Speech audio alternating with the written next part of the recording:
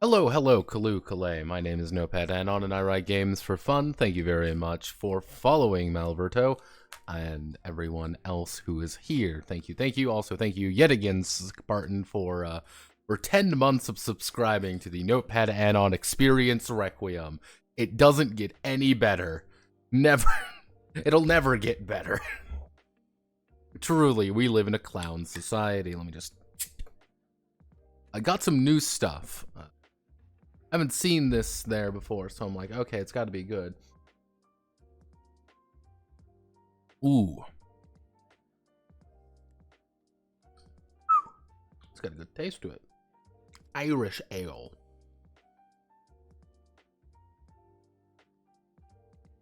What is this? Irish ale with full body caramel malt. Yeah, I can taste it. It's good. Little malty, little hoppier than I would think it is, but I'd have this again. What percent is this? Oh, it's 6.3. Yeah, I could drink like 3 of these and be fine. See, that's the secret, everyone. Dragon's milk? I know exactly what you're talking about. Let me see if it's the... Let me see if it's the correct one that I'm thinking of. Yes, I have. I got it on accident once. I thought it was another one. Because there... Fun fact, everybody. There's a Jamaican company. There's a Jamaican beer company that makes really fucking good beer. It's called Red Dragon. They occasionally have it at my my local place that I go to all the time. Also, hello everyone. Welcome to Pretty Cure. Welcome to Pretty Cure Transformation Phrase, a game where we learn about the power of friendship together. Yeah, and playing 12-year-old girls. But hey, this is This is the life we live. So, basic things. Did a little bit of work. Most notably is I started on the playset section. Most notably, setting assumptions and age rating. Generally speaking, what are the basic assumptions for the pre-cure experience? Well, very basic ones. The pre-cure are drawn from girls ages 12 to 17 who attend school and must balance their life around being pretty cure and being a normal person. Pretty cure's identities are hidden, and no one will find out who they are unless they tell someone or directly reveal this information. There is fundamental good and evil, and the Pretty Cure are always on the side of good, while the villains are always evil. Pretty Cure fight on the side of justice and will not hurt innocent people or one another except under drastic circumstances, and the power of love and friendship is a tangible force, and the Pretty Cure would use it to not only empower themselves, but change the world around them. Otherwise known as, we're all very nice to one another. Now, I do establish what the actual Eirin rating is. This is the Japanese age rating system. The Japanese age rating system is G, PG-12, R15, and R18. We go up to 15. I thought about putting R18 in there, but I literally decided, no, we're not going to do that. Because I don't want to imply that you can play a rated 18 game. Nope, we're not going to do that. Because I find that not in the spirit of Pretty Cure. Generally speaking, you're playing for general audiences. You know, there are problems, but you're never going to shock people and clearly direct audiences of wrongdoing. This is a show for children. This is a show for elementary school kids. You can watch this for older adults or, you know, younger people, and you can show this in generally kind places. Parental guidance, PG-12, obviously. You can do wrongdoing, and, you know, you can have that are something a little bit more shocking, but never adult. All 15 plus is, hey, there might be happening. Adult actions are very limited in scope.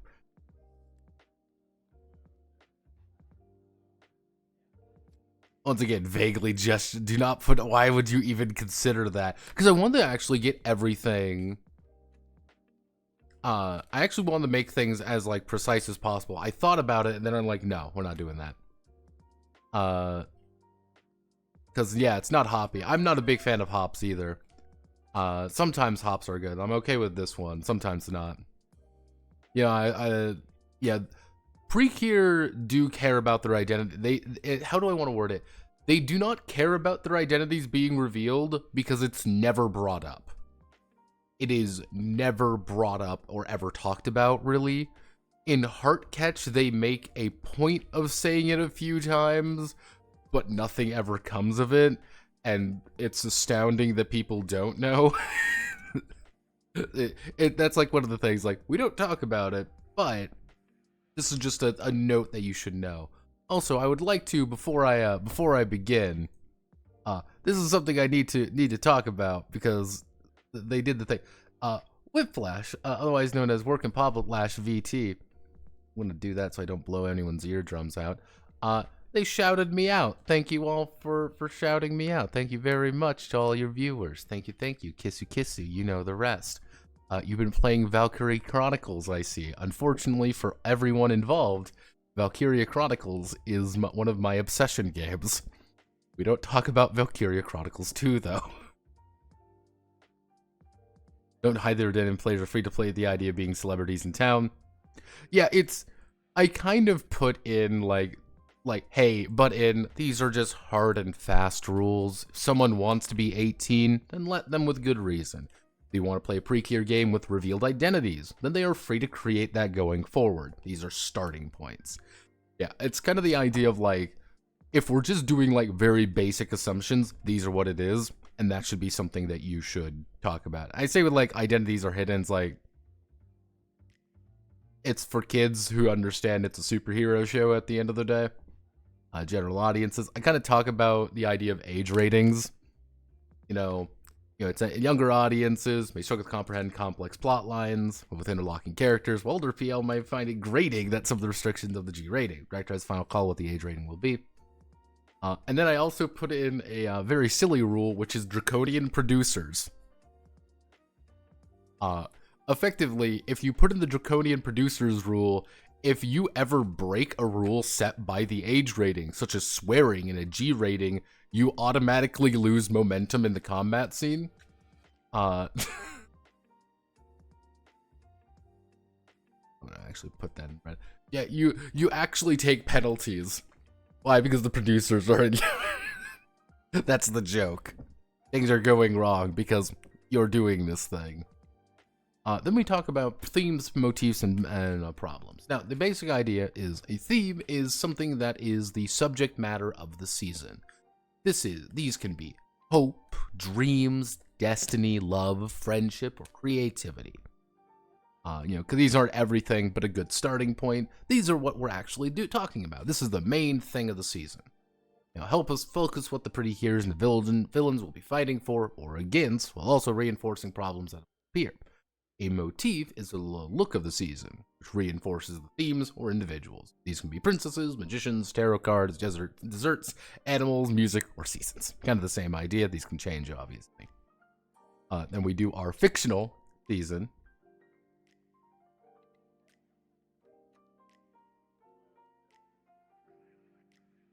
Now, let me see. Don't try to. Typical rule 0. Cool shit. Yeah, it's kind of the idea of the draconian producers is this is actually from another game I wrote. Yeah, I know. I'll put the etc. there. You're not the first person to tell me that. The kind of the idea of the draconian producers rule. This is from another game I wrote, and the idea of this other game was that you're on a TV show. And I thought, like, it's one of those things where if you want to kind of put people in the mindset, sometimes it's good to have a carrot and a stick. This is the funny stick when you're with a bunch of people who are clearly older than this, where it's just like, you must act this way because it's fun, because that's the point. We are having, it's goofy for the sake of being goofy. Or creativity,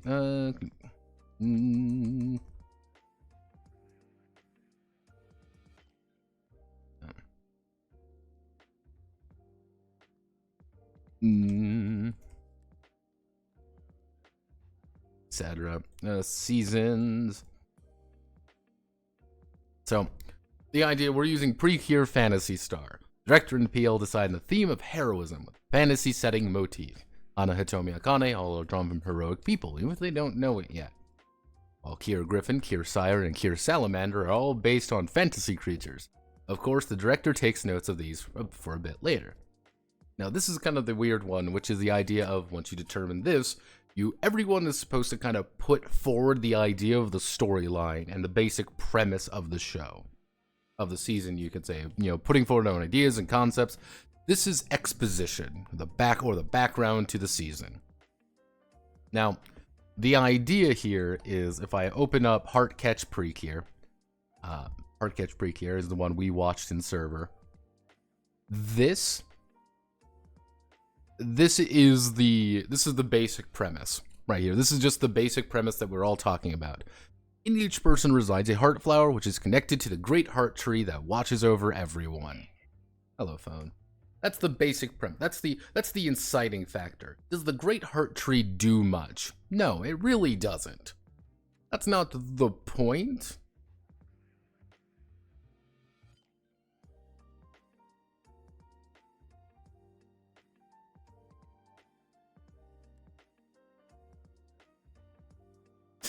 This could be really funny.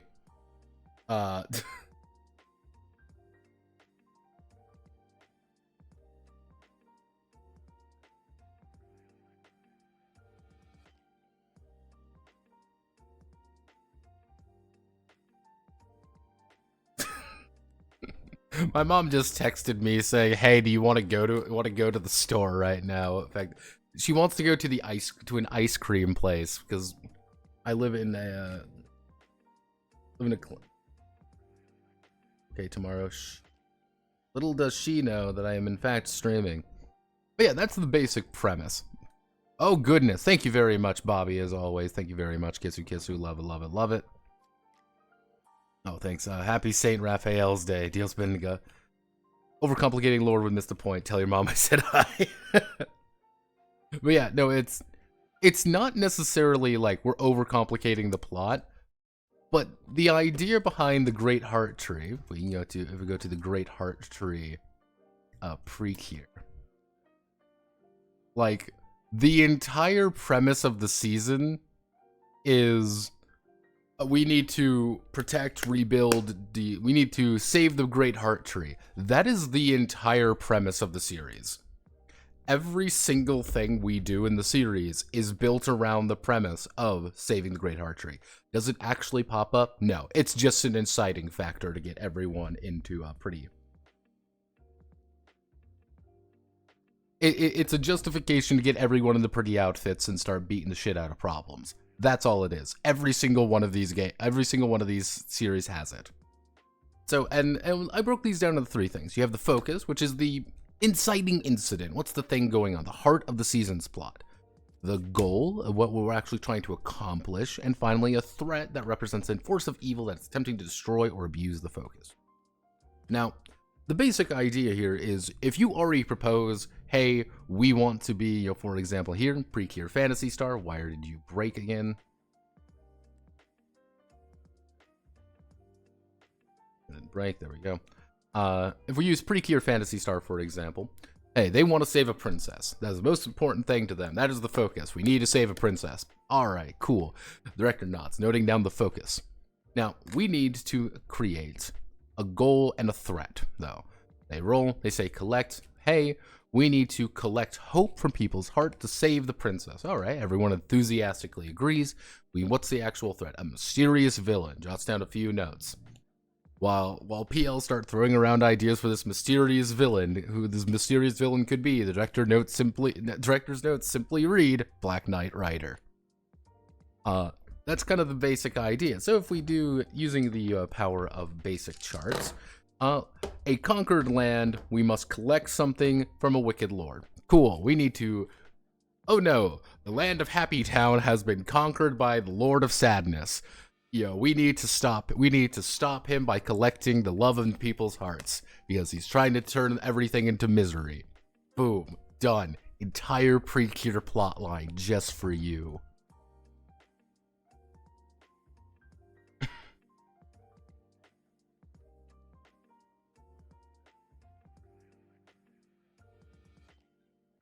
Do they explain what happens if they don't save the heart tree? They do, actually.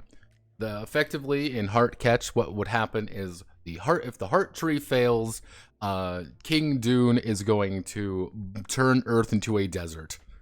He literally turns the entirety of the Earth into a post-apocalyptic desert.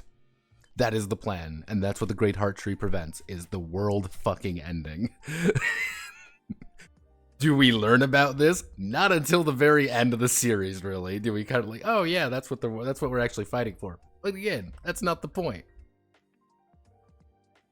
The point is that we need to get in the funny, frilly outfits and get ready.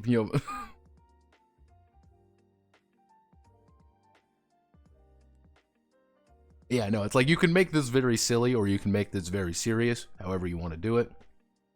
Of course, Phantasy Star. Here's Cure Phoenix, of course. Generally speaking, when I say, hey, if you're helping younger players, generally it might be a good idea to provide a handful of themes and motifs already kind of handed out for them if they don't know, because it's like, hey, what do you guys want to be? Do you want to be princesses? And being like, yeah, I want to be a princess. Everyone wants to be princesses. So it's like, okay, we have a princess motif now. Well, what are you guys feeling here? Do you want to save someone? Do you want to save someone from a big monster? Do you want to save, we want to save a prince. We want to save a super handsome prince because we're all princesses. And the answer is like, all right, we can work with that. Boom, bingo, bango, bongo. I don't want to leave the Congo. Na. Boom, $1 million idea. Here's my new pre-cure season. Thank you all very much.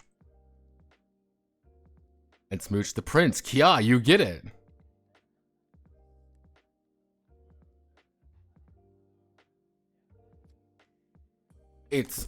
I am going to have a lot of tables in these sections, and the thing is, they're mostly, how do I want, they are going to be guiding hand tables, rather than, this is what the game actually is about, is rolling on the tables and having fun. It is, you don't know what you're doing, here's a guiding hand to kind of help you out with that. If you already know the focus, and people propose an interesting goal with a good threat, yeah, alright, you don't need to roll on this chart at all, because you already have a focus goal and threat. That's it. We've already done the exposition. We all know what the exposition. So I actually debated this a little bit, and what I decided on is that we are going to do character creation today. Yep, we are going to do character creation. And we're going to put character creation kind of in a weird spot. Usually I like making character creation its own thing, but I think when we're going through the playset, I think it is a good idea to say, hey, here are the characters. Like, here's how you make a character. You want to make a character of this playset? Cool. We're doing this. You're making this playset. These are your characters. Here's how they work. Here's how everything you need for them is. Then we kind of integrate that into, here's the antagonists, here's the situations at hand, because the antagonists are going to play off you, obviously. They're your foil. And then we have the end goals, and then that's really it. So this section is effectively getting moved to. That's all it's really working with here, is like, oh, well, this seems really complicated. It's really not. So we're just moving some things around. It should work. It should. And I put that with a very large finger up, saying it technically would. -2 momentum.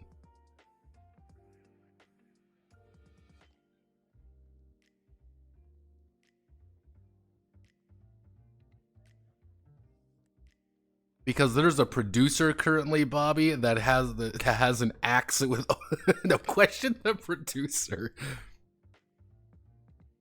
But yeah, no, you're getting the idea. And that's kind of like half the fun should be creating the playset with everyone, that first session, and then playing in this world that everyone kind of brought together, brought to life. But you also have like a very clear ending as well. That's kind of the idea that I think would be very important, important for this, is you have a clear ending. We know what we need to do. We need to gather 50 heart seeds, and if we gather 50 heart seeds, the great heart tree will be restored, or whatever. You get the idea. Is we complete our goal, we save the day, we do the thing, the season comes to a close. We have ended the season. It's okay to end a season. Why? Because, generally speaking, we don't want this going on for hundreds of sessions. It's not the point. There's someone to defeat. There is someone to defeat, something to overcome, someone to save. There is something there. Because if you say there's something there, older audiences can know, like, you can stretch these things out a little bit. On the other hand, other players, younger characters can kind of get an idea. Kind of funny that the villain just stopped creating monsters because you wouldn't be able to defeat them to create heart seeds, restore the tree. We need 50 heart seeds and to water those seeds with the blood of evil monsters. Exactly. Yeah, no, you see the, this is the kind of logic that you have to talk about when it comes to the antagonists. And that's why I'm like, okay, the antagonists don't have to be smart. They're fundamentally evil. Evil isn't good. Evil's fucking stupid. Evil is dumb. But admittedly, we also have to deal with Precure, whose theme is chocolate, and their thing is a dog. They're dog-themed and chocolate-themed. I don't know who thought that was a good idea, but it will never not be funny to me. Precure's against the IRS. So, let's see. So, if we want to...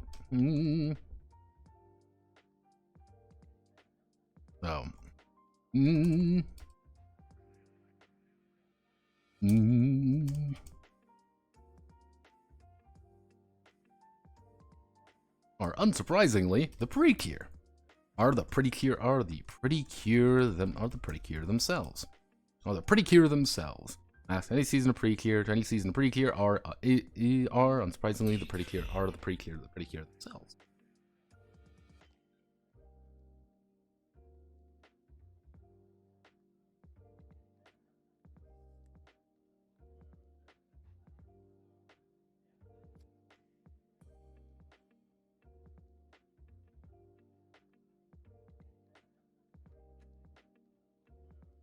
We're receiving reports. We're receiving reports, everyone, and oh no. Uh-oh, SpaghettiOs.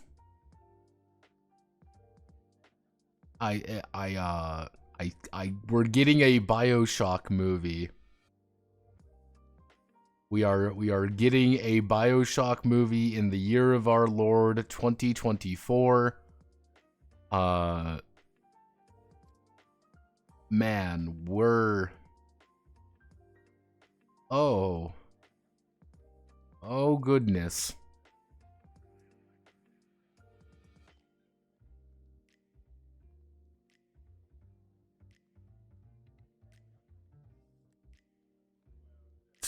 Okay. 2026 apparently. All right, we're it's happening. The BioShock movie, the pre-clear season, rated 18.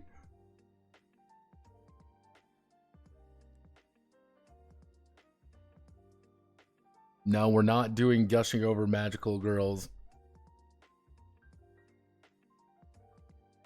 Now, this is a funny thing, and I'll talk about gushing over magical girls here in a second. I actually, fun fact, was going through my usual manga today, and I found one that was a little odd, and I realized something. We're starting to see the gushing over magical girls copies come out. We're starting to see them kind of worm their way in, and it's the same idea and the same problems, and it's like, oh. Uh-oh. Uh-oh, what are you doing? Yeah, yeah, it was, I'm like, why? Why are we here? That is a child. Oh god. Uh-oh, SpaghettiOs. The most important aspect of any season pre-cure are, unsurprisingly, the pre-cure themselves.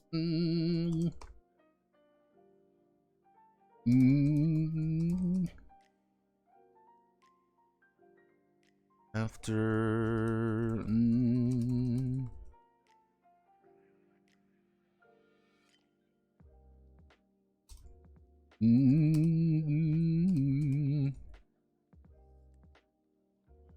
They'll begin with creating their very own their own pretty cure. Let's see. After determining the theme and motif of the season, they'll begin with creating their own pretty cure.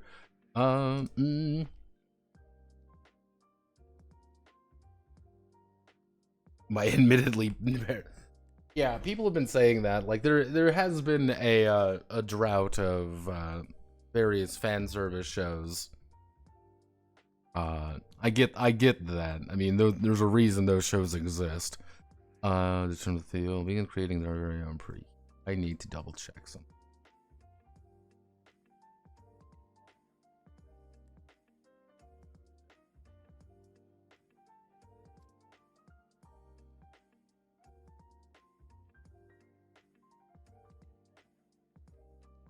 I'm literally checking this just to see how I do them.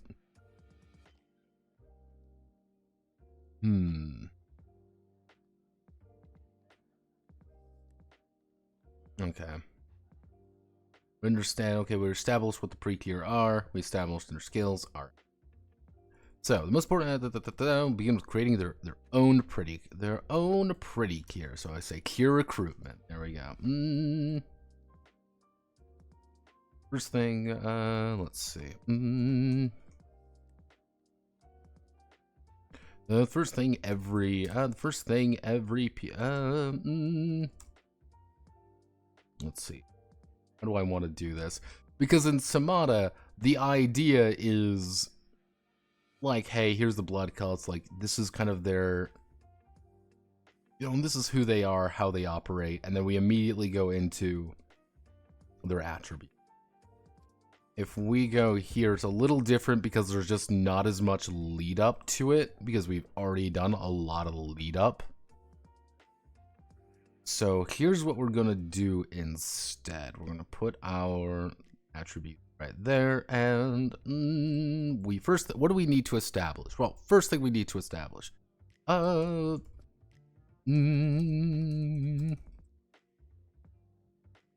actually, the first step in creating a pretty cure. First step in creating a pretty cure is giving her a name. Think about where she is from, and how they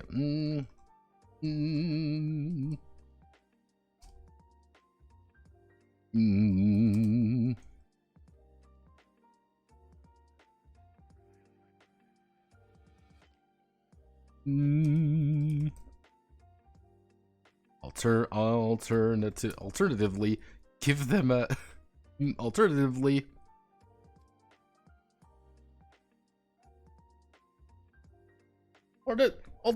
just choose a name that sounds correct. Like, you can do it like a, it's a very symbolic reason for it, or just choose a name that sounds vaguely correct.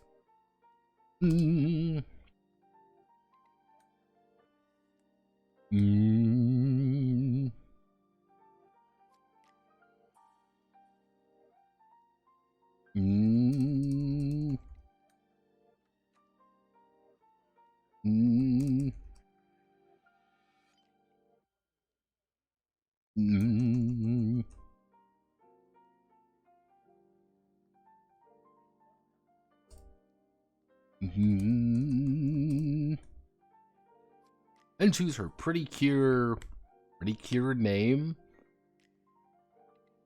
Like, then choose her, actually,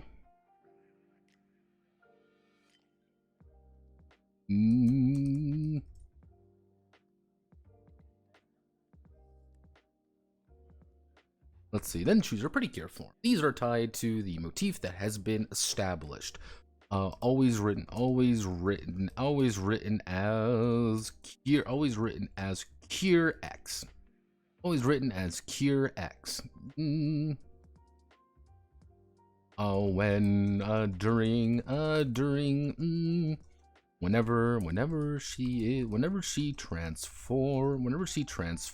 Whenever she transforms,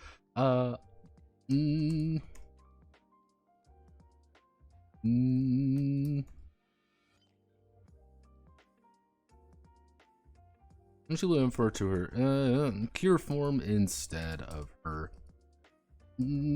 Let's see. Whenever she transforms, she'll be referred to her cure form. Let's see. Whenever she transforms, she will be referred to as her cure form instead of her regular name.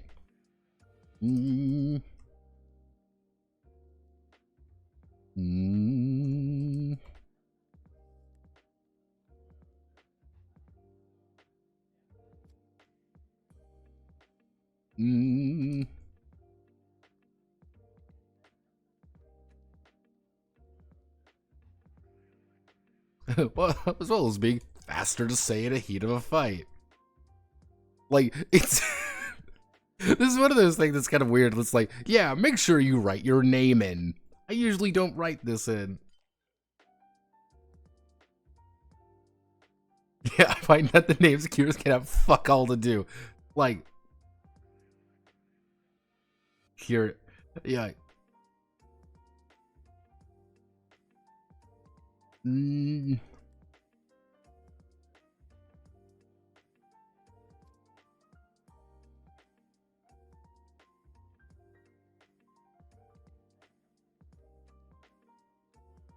Yeah, their own cure sounds weird. Let's see, they're creating their own, I guess, cure. Again, it's one of those things, like, they are referred to as the pretty cure. That's the weird thing. That's what they're actually referred to as. Granting them special legendary warriors known as the Pretty Cure. That is their actual title. they just like drop the Cure when referring to themselves. It's Cure Blossom and Cure Marine, but Cure Blossom and Cure Marine are pretty Cure. This is one of those horrifying naming convention things that I'm trying to be like, this is what you're creating. They're very,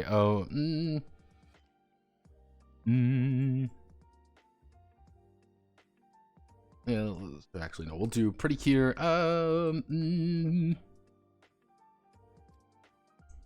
Very own pretty Cure hero. Yes.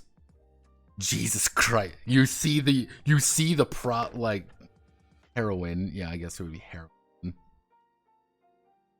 Heroine. Let's see. Choose a pretty Cure form. I guess you would call it Cure form, or like choose her pretty Cure. These are tied to her motif, which is already established. Always written as Cure X. This has been established. Or not.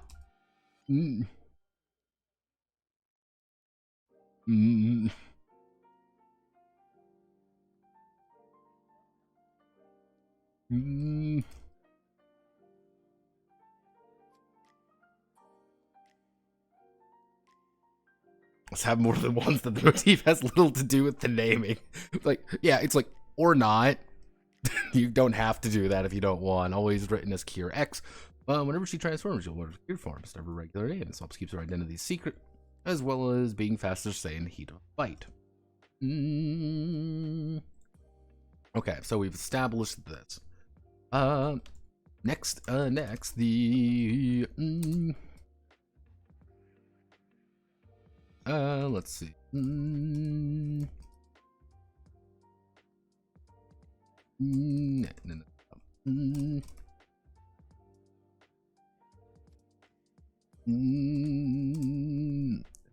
See, this is a question we have to ask ourselves. Do we want to do choose your attributes, then choose your quirks, or do we choose our quirks first and then our attributes?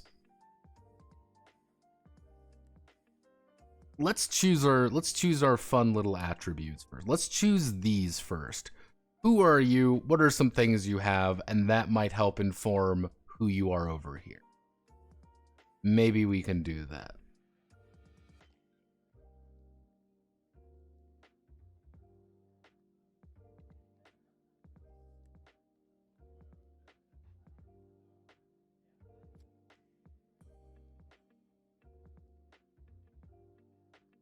See, I am the opposite way. I always love just picking out my stats of what I'll do and then starting picking quirks there. That's a me thing, though. So yeah, we can do these. So let's see. Next, each of the predicate will need to establish who they are. Who they are.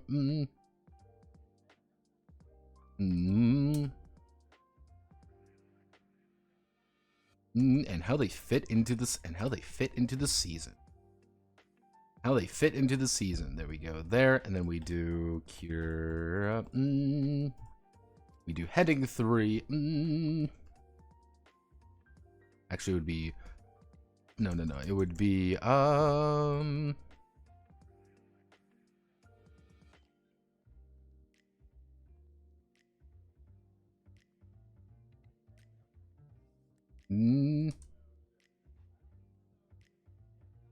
don't really know how to word this properly. I'll just call it A Wonderful Life. Pretty cute.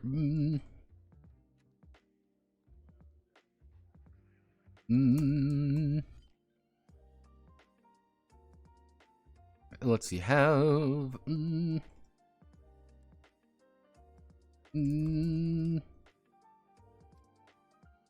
Let's see how. Let's see. Each of the pretty hero have established themselves. How do I want to word this?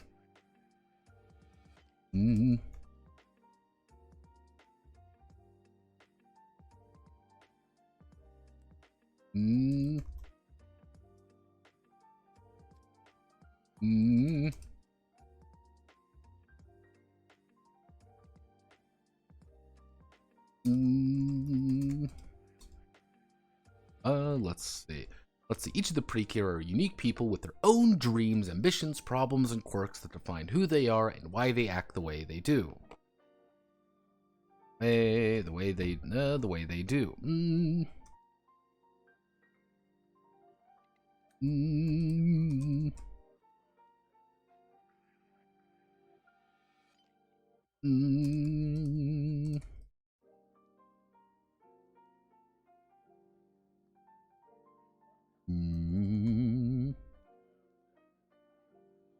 Each of them will have a set of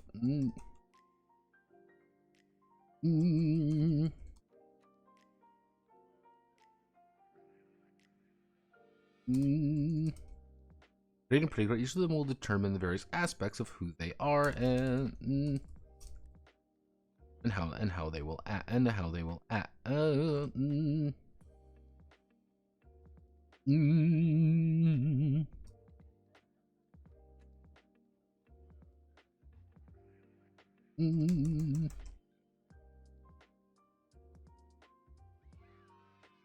Hooray! What happened? The Bratty Toaster DS.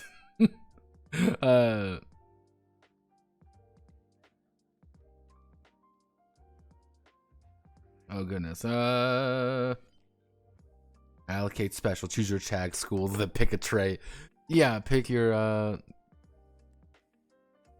each of the pure unique people don't dream ambition. Creating a pretty cure. When creating a pretty cure, each of them will determine various aspects about who they are and how they will act. And how we'll do how they act. No. Yes, how they act. First thing to establish is let's see. The first thing to establish is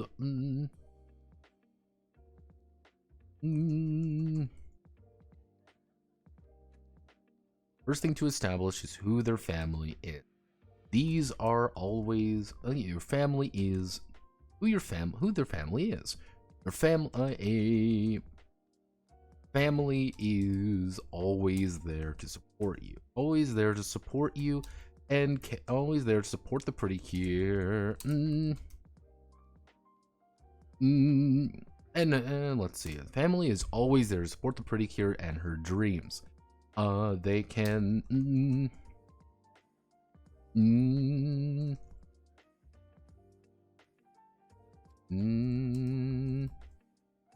every member of the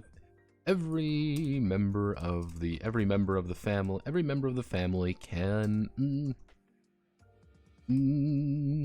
every member of a family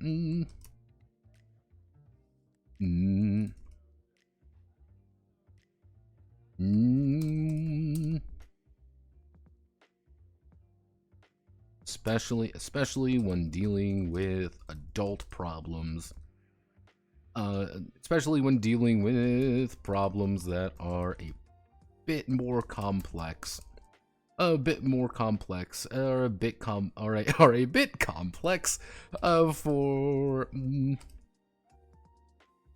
middle school students, to handle.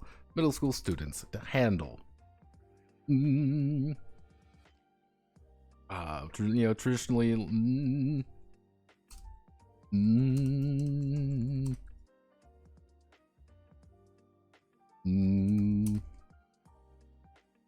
let's see if they write in, they will write in their parents, their parents, and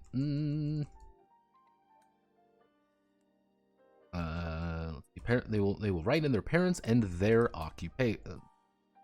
They will write in their parents and their occupations. Parents are they'll write in their parents and their occupation, as well as any siblings and their age. Having a younger brother who is who's just entering elementary.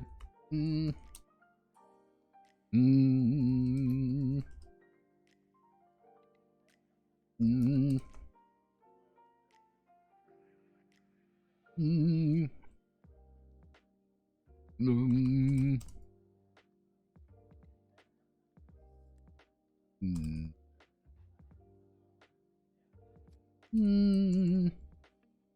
Let's see. A little bit of everything. However, the larger the family, the more the actually additional family members who are close by, or live with the pretty cure should also be noted down here. There we go. Again, it's weird to think about, like, yes, note down your actual family.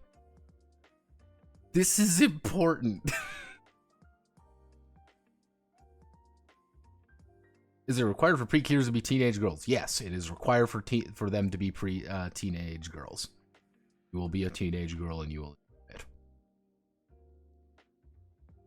I want Manly. I don't want him shot, poor little bastard. Notepad, it would be funny if there was no limit to gunning down the toast. Is it required? Yeah, Precure are teenage girls. That's the thing. They are traditionally aged 12 to 17, though there have been exception cases, usually down.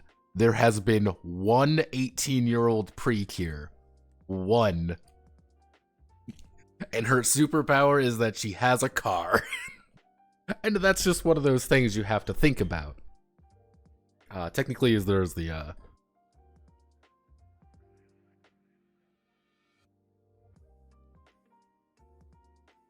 yeah, I think there was a transforming guy in the season, but the recent one they have a gay boy becoming a Precure, but it's new bullshit that nobody likes. Generally speaking, it's one of those things that you should establish, like, you should establish with your, you should establish with your players, obviously.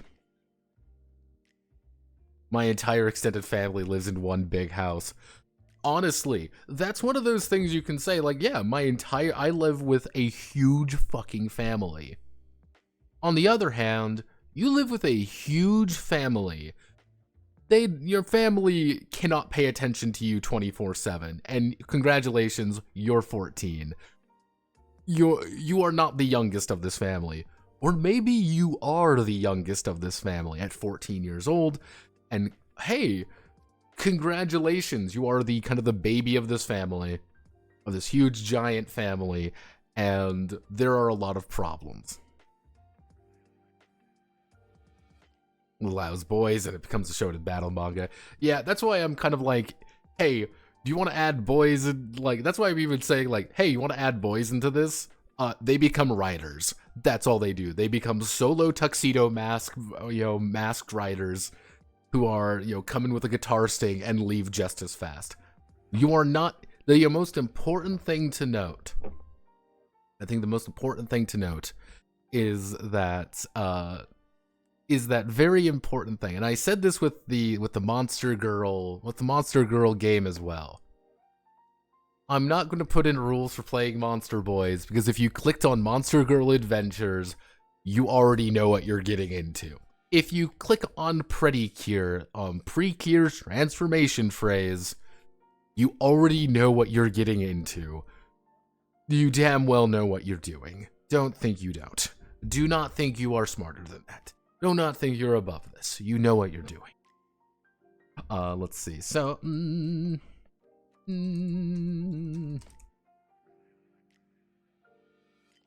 if the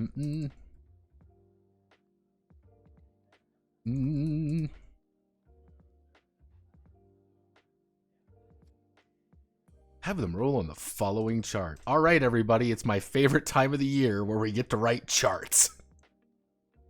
Luckily, we have a chart here.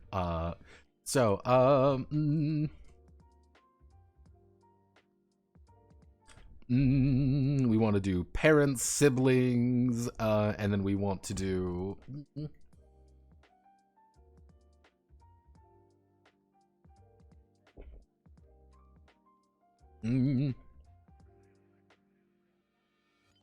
what would be the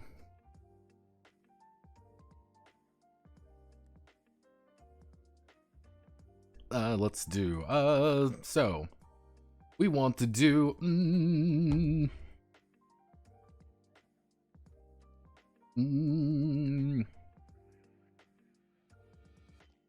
loving mother and father,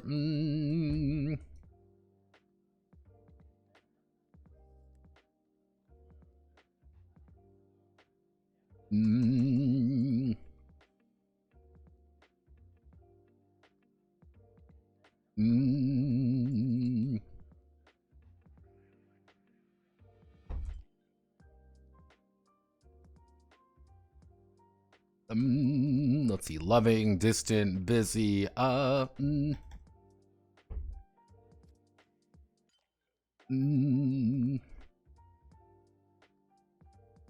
yeah, just like, yeah, you're gonna have a, you're going to have your, you're gonna, you're gonna have your, your things. It's kind of like, hey, what are your parents like? Oh, you have a really distant mom and dad. They're very distant. Why? I don't know. Why would they be distant? Well, you're thinking about it for a minute, being like, oh, well, my mom and dad are really distant because I have 12 fucking kids, 12 siblings, and they are, it's like, I have this huge family, this huge extended family. Actually,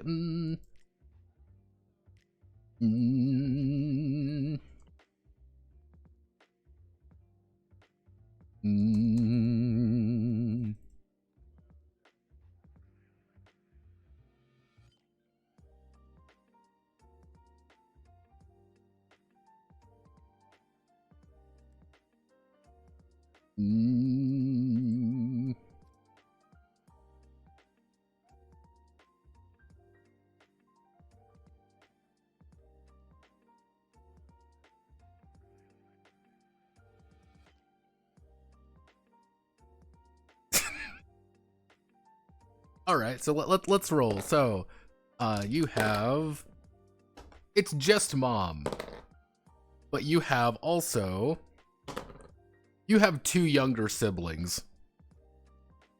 That's all you have to deal with. You have 2 younger siblings. You are the oldest of 3, and it's just mom. What's going on? Well, hey, my dad was a scientist, and my dad went missing. Nobody knows where my dad went. But I have taken up the role. I'm going to try to, help raise my 2 younger siblings. I am here to help them. All right, cool.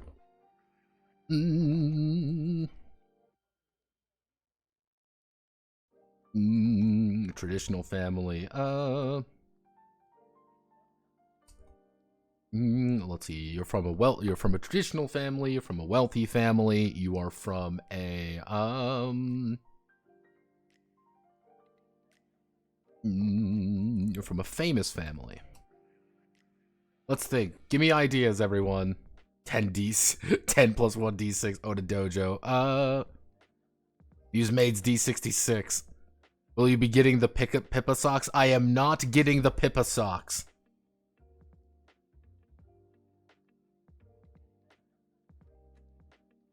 What I mean by distant is like,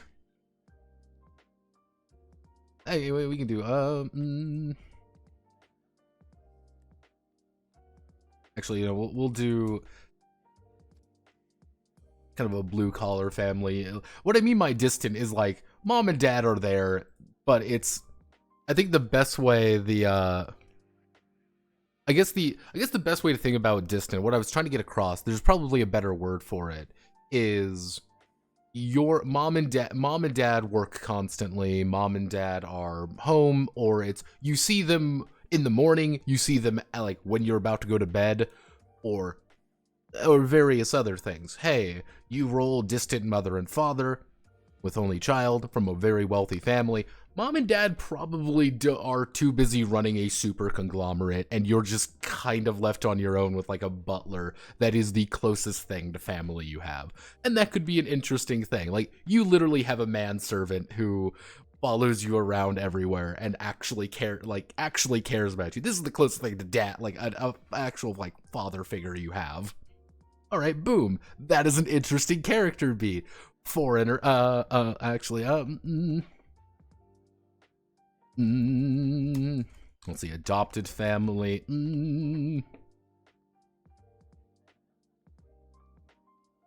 There we go. There we go. Grandparents. There we are. Rural. Ooh. See, I don't want to imply like where you're from, because I don't really know, and I don't want to make any like big things there. I mean, distant. I mean, what would be a good way for like emotionally distant? Synonym. Emotionally distant synonym.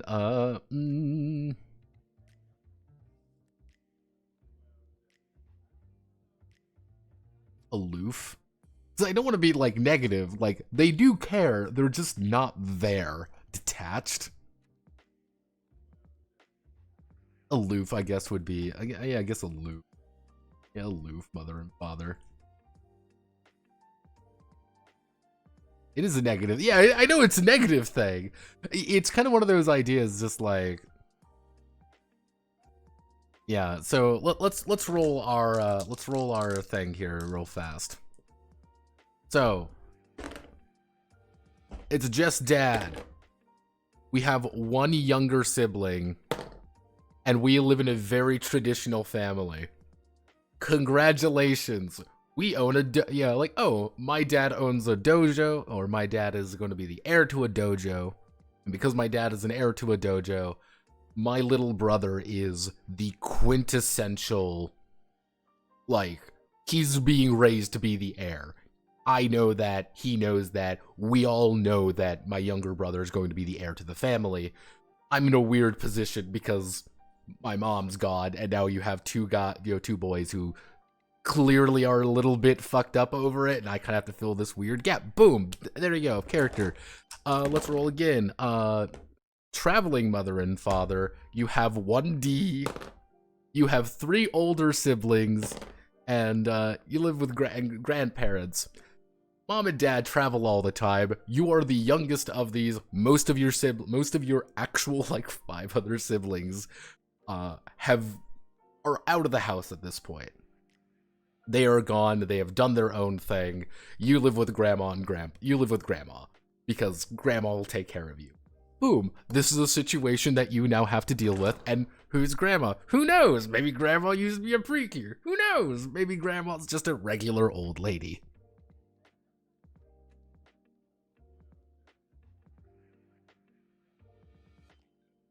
Holy shit, I love the idea of the older sibling, like, surrogate mom now. Yeah! And the thing, it's kind of the idea is that you can interpret these a lot of different ways. And I want that. This is a table to generate ideas. And it is kind of like, oh, you have a really busy mom and dad. That doesn't necessarily mean mom and dad are never there. They're just busy. They're doing stuff. But that's also a thing like, hey, my dad is a librarian. I need to find my dad. Where do we go? The library.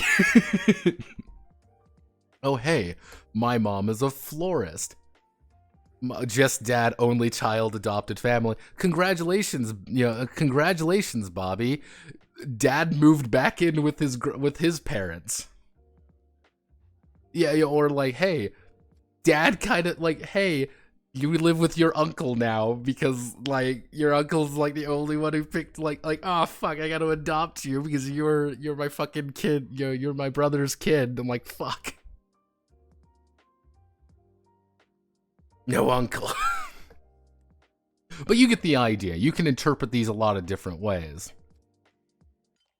Yeah, you can interpret these a lot of different ways. You can interpret these to be a lot of different things. It's fuck, that could be like see, the problem is, yeah, the first thing, yeah, my rich adopted father took me. Exactly. Congratulations, you become Dick Grayson. What I'm reminded of that is God, what was that movie? It was Manchester by the Sea. If you ever want a really good movie that has no right, if you ever want a really damn good movie, watch Manchester by the Sea. I watched this movie and it fucked me up irrevocably. it is a really good movie. And if you really want an idea, congratulations. This kid is effectively, that is the adopted by my uncle, who has no right to actually, do that. And that could be an interesting story. Hey, why'd your uncle adopt you? Because he's the only family member you have, and he's a little fucked up over things. He's not very happy. He's trying to be the best dad he can. He's not very good at his job. Alright, again, we've established family, and family is important, because family helps us do things. So we've established family. We are going to do hobby. Yeah, let's do hobbies.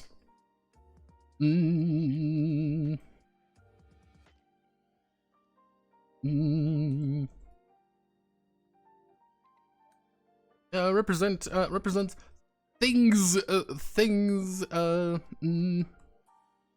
represent a host of things,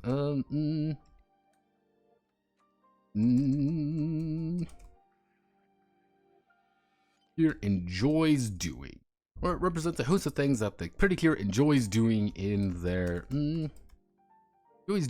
free time, and during, in their free time,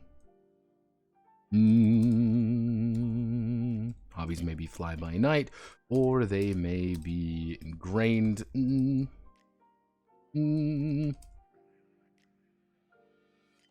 as a lifelong, let's see, ingrained into their life as a lifelong passion. Being a,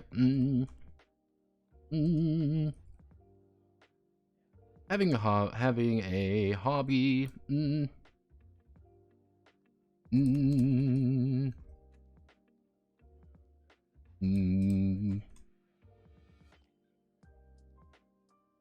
to add hope to any test she's making, any test she is making that is related to the hobby, let's, I should put a, you know what I can do, I can break this up a little bit. We're going to put in,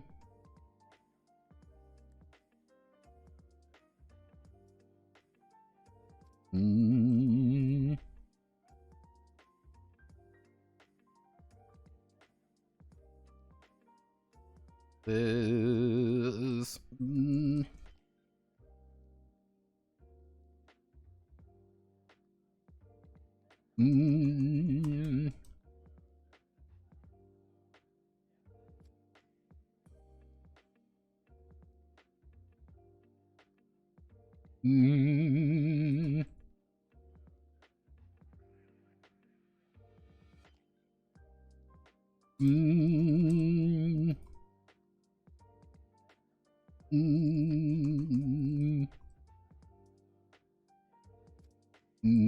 let's see, from an extremely wealthy family. Let's see, Hannah says she's from an extremely wealthy family. Let's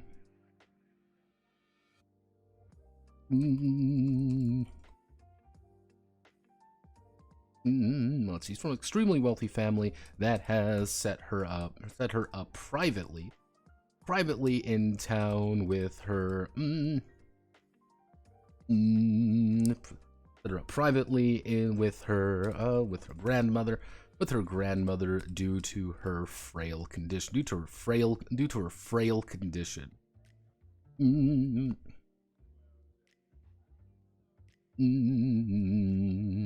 Hitomi,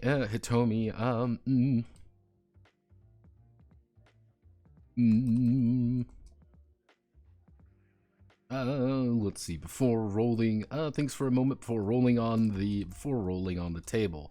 Let's see, what, Hitomi, what's your jam?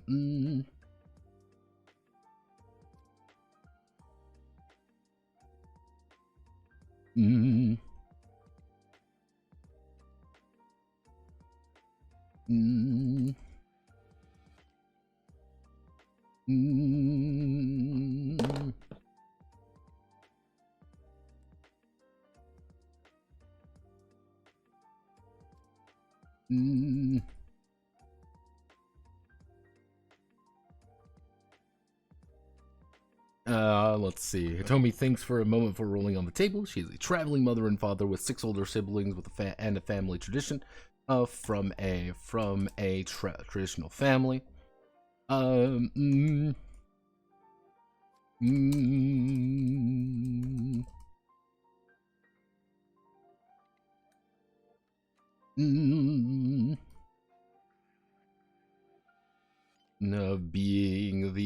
Being the youngest.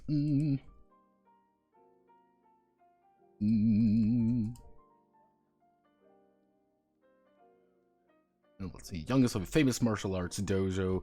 Her family runs. Finally, Akane. Akane knows she.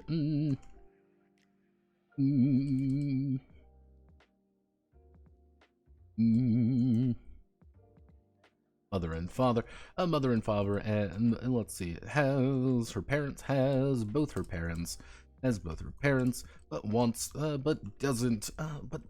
be alone. Knows both of his parents, and wants to be an only child, but rolls on the situation.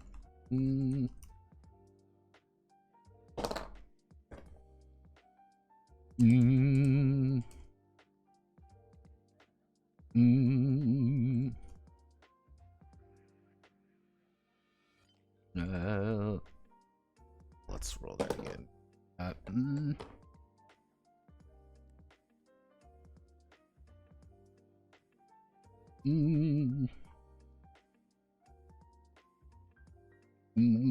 She talks it over with Hitomi.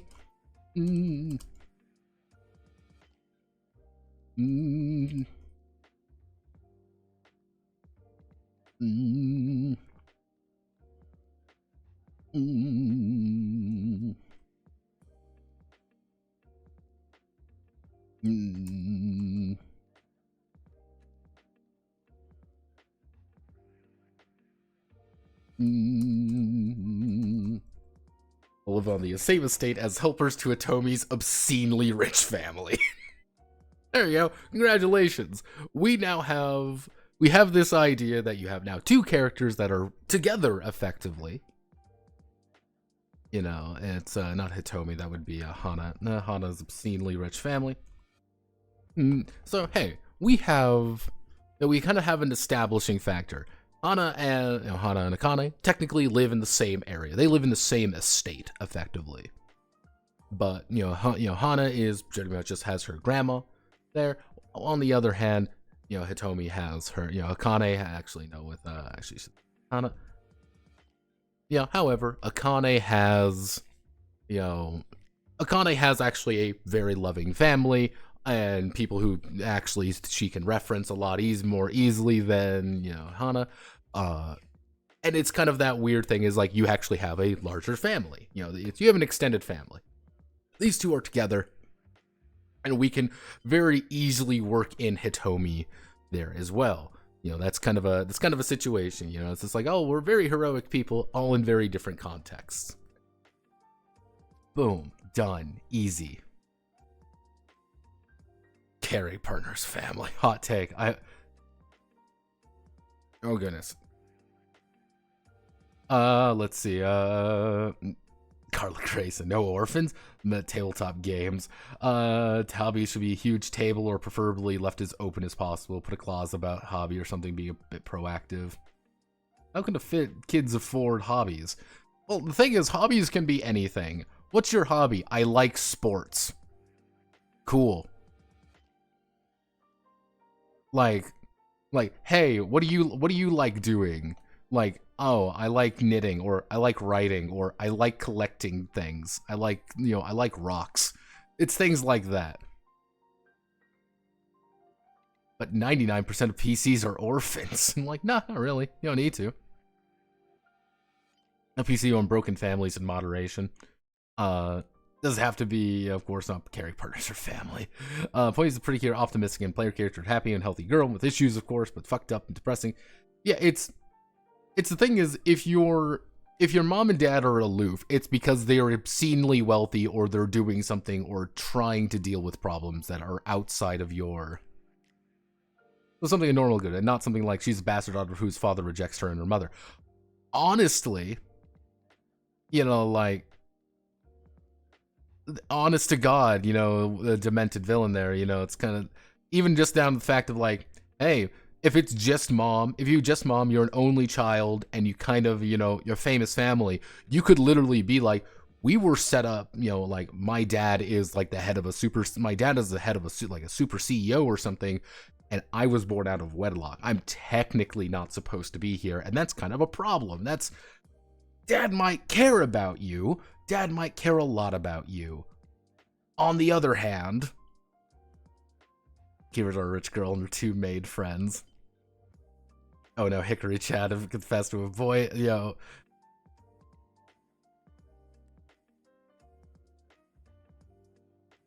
Yeah, and that's something that is contestable. That's something that...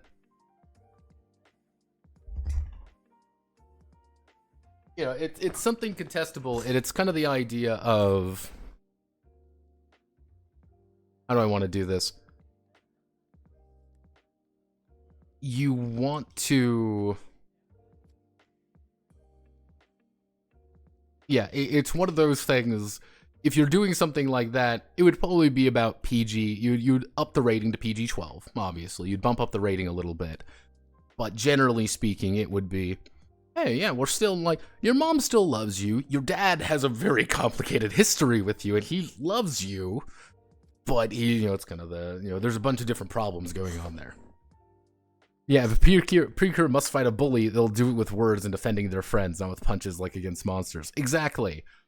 The big thing there is you'll use the power of friendship and you know, magic and friendship. You know, again, it's kind of the idea. We'll use words, we'll use action, we'll, you know, it's just like, yeah, put him up, and it's like, yeah, you're gonna put him up. It's not really gonna be putting them up though. One of the big things though is what I'm gonna be doing is, hey, one of the biggest advantages you can get in this game is when you complete an objective or you complete like effectively an episode, you're going to get. You're going to get kind of the overt benefit of, hey, you get the bonus of, you know, increasing a stat up, you get some more special powers, you get things like that. That's always like the kind of more obvious ones. You're also going to get whoever you helped that episode as a friend. As a friend, that is someone you can call on to help. Hey, you befriend, you know, Jack McDaniels, who is totally a middle school child, who is 6.5 feet tall, built like a brick shithouse, and can definitely fight anyone. Yeah, you helped him 3 episodes ago. They're like, yeah, we're gonna get into a fight. You call him up, and he's like, hey, what's up? Hey, are you bullying my friends? A friend of mine will never get her. Like, oh shit. Even when untransformed. When untransformed, no. They are pretty normal people when untransformed. Of course, it's one of those things. I say, they're normal people when untransformed. On the other hand, depending on the season, they could also have a bunch of different bullshit going on.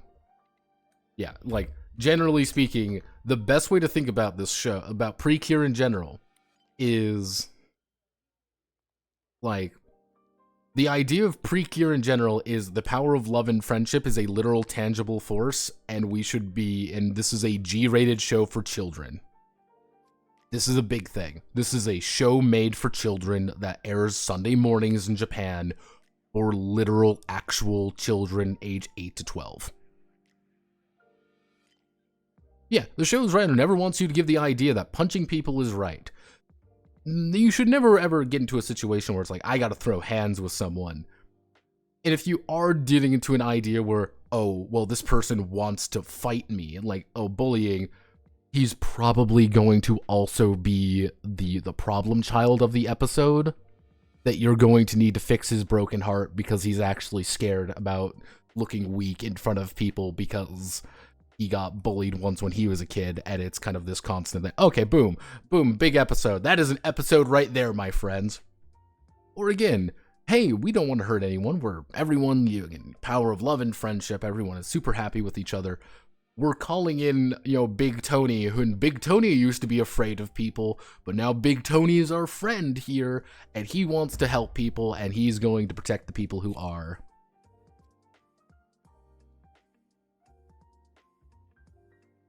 Yeah, and hey, girl fights happen. If you were to say girl fights do not happen, you would be lying to yourself. Delusional. Girl fights do happen. Them bitches be crazy. And that's one of those, nobody actually wants to get into a fight. No one wants that to happen. No 14-year-old's like, I gotta throw hand. No. We ain't doing that. Women. Women. Yeah, girl fights in school, because everyone damn well knew. Because here's the thing. This is the important thing when it comes to anything when involving lovely women. Women, I love you all. Love you all. However, when boys fight, it's the fucking Goku thing. Yeah, it's Goku and Vegeta. We beat the shit out of each other and being like, yeah, that was a good fight, bro. Yeah, that was a good fight. And then we leave. When girls fight, it is a life or death fucking situation. Like, there is no winners. Everyone loses. It's like, damn. You went to a different high school from me then. Girls throw fists all the time. Yeah, I know. That's kind of the thing. It's just like, I've seen a fight break out. Nobody wants to break out the girl fight. 14-year-olds are evil incarnate. Yeah. Precure, though, is not for that. Remember, this is a show for 8 to 12-year-olds. Yeah, remember, again, this is a show for 8 to 12-year-old children. With a rating of a general audience, meaning as young as 6 years old, they can be watching this.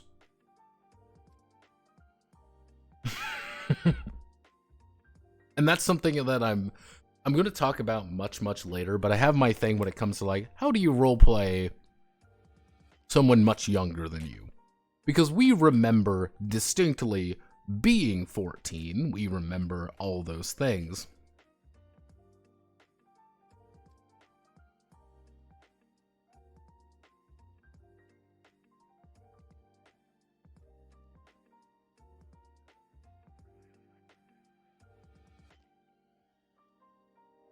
Yeah, no, this is also this is a G-rated anime for children. This is always like one of those things you have to remember. This is a G-rated anime for children. That's kind of one of the things I have to kind of talk about later on, being this like, hey, it's playing someone really young, you don't have that kind of emotional permanence to things. You understand what's immediately around you, and you're really like, well, I feel sad, and I like it when... I feel sad, and I like it when people give me cookies, so I'm going to give the person who is sad a cookie. I don't understand why they are sad, I just understand they are. And so I'm going to do something that is nice, because I'm a 6-year-old child, and I do not understand that. Teenagers, generally speaking, kind of like those young tween... kind of those like that tween area, like you get people have problems, and you get people have problems different from yours, and you end up, it's like you end up kind of going back and forth with each other. It's like you understand, but it's difficult for you to fully process certain things, and that could be a problem. That's one of those things that being a tween is all about, where it's like you get that people have issues. It's hard for you to fully process it, though, sometimes. Then when you hit a teenager, you can more readily say, like, hey, you have a problem, here's some context, we end the context, alright, it makes sense. This is it was one of those weird episodes in Heartcatch. Because there's an episode in Heartcatch where a kid says, hey, during summer breaks, this kid says, hey, I am going to ride my bike from here to Kyoto. He wants to ride to the capital. It's this huge trek. It's this huge thing. And people are saying, you can't do it. And he's like, no, I'm going to do it. Now, the thing is, the episode is he lies and he took a bus because he hit the really, really hellish mountains area and he couldn't do it. So he took a bus and he left. However, they don't provide, he never addresses the full context of it, that the fucking kid got ran off the road by a truck at the base of the mountain. He never brings that up. He never says, I nearly got hit by a fucking truck, fell down, and, literally ripped my knee up, and then I was like, man, I don't have any water. I am, like, woefully unprepared for this situation, and in pretty deep pain. I'm gonna take a bus to get there and repair myself. No one ever addresses that. Hello, asshole. Not a single person in that episode about it is just like, lying is bad.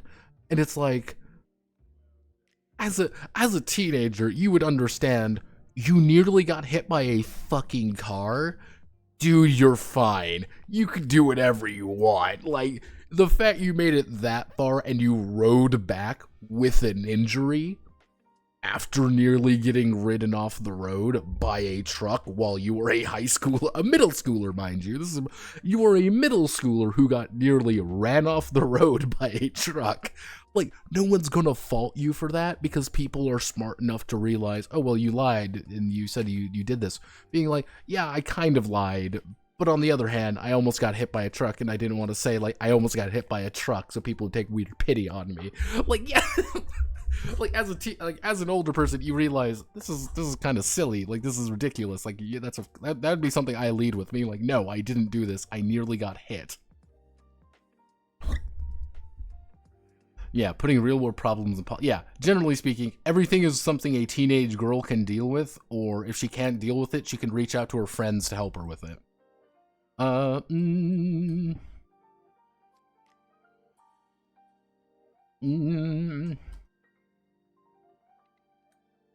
Let's see.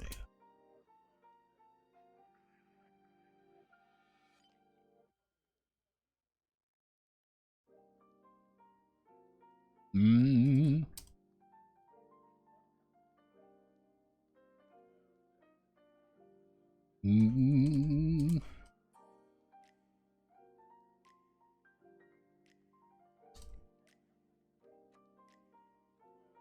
we go. So, well, actually, I'll put an image here. We can put Cure, like, we can put like a little family picture or something there. I think that'll be nice. Who's pinging me? Who is pinging me and why are you here?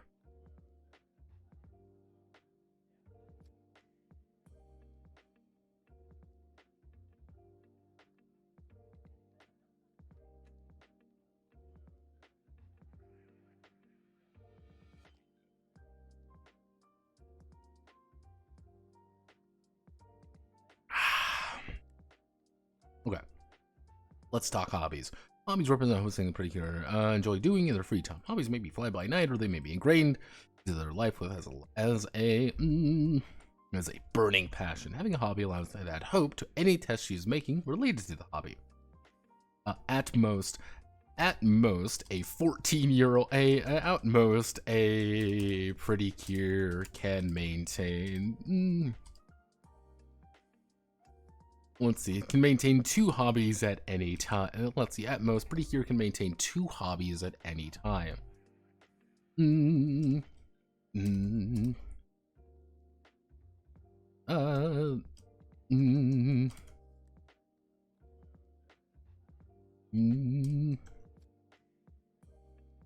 Let's see.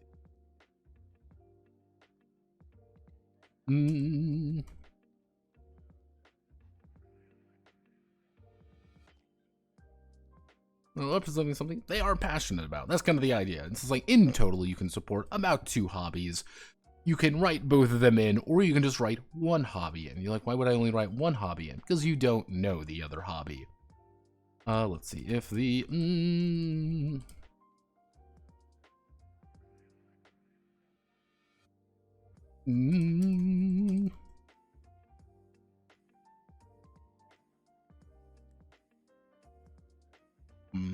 Feel free to roll in the following chart. Actually, No, not only our hobbies. Not only our hobbies. Away. To express themselves creatively, or allowing them to relax. Let's see. Not only are hobbies a way for the Pretty Cure to express themselves creatively, allow them to relax, it also helps them. It also helps them forge relationships with others who have a similar or related hobby. Hobby friends are the best of friends. Being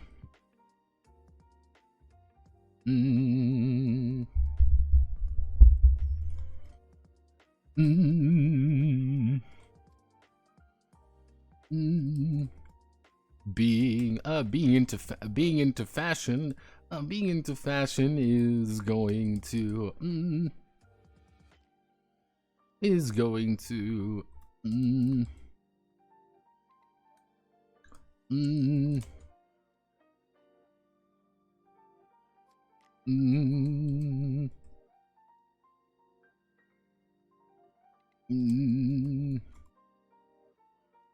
being into fashion is going to help earn some credit with the otaku obsessed with cosplay.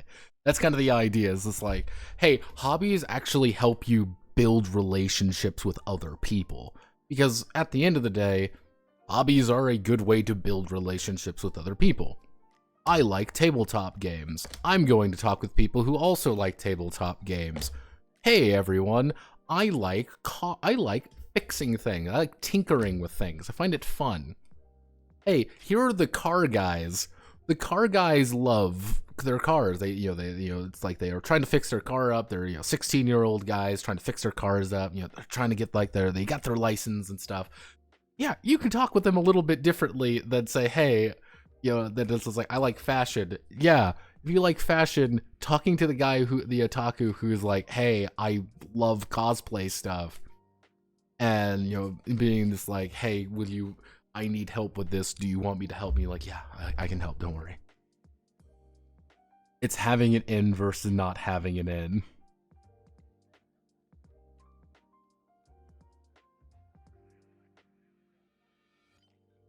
Creep Janet is creepy on the girl like Twisty's actually in prison Dark Lord. Let's see. No, I understand. I'm thinking of for my group. How violent can Precure get? How far can we take it? Generally speaking, Precure there's an evil monster.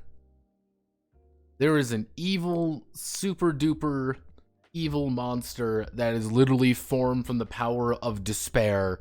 I am going to drop kick it. And then it gets as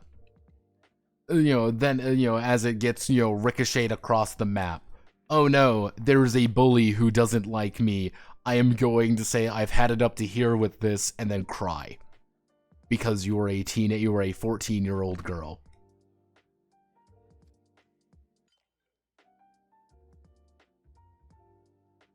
Like, if you want to have the idea, like, a creepy janitor who's being creepy and everyone suspects is evil, and then it would be at that point you reveal, like, yeah, the janitor is just a regular guy who is just kind of who's just kind of just daydreams.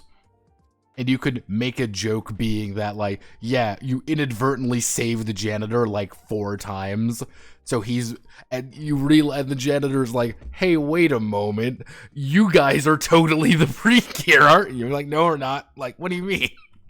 That could just be a joke. It's good to, like...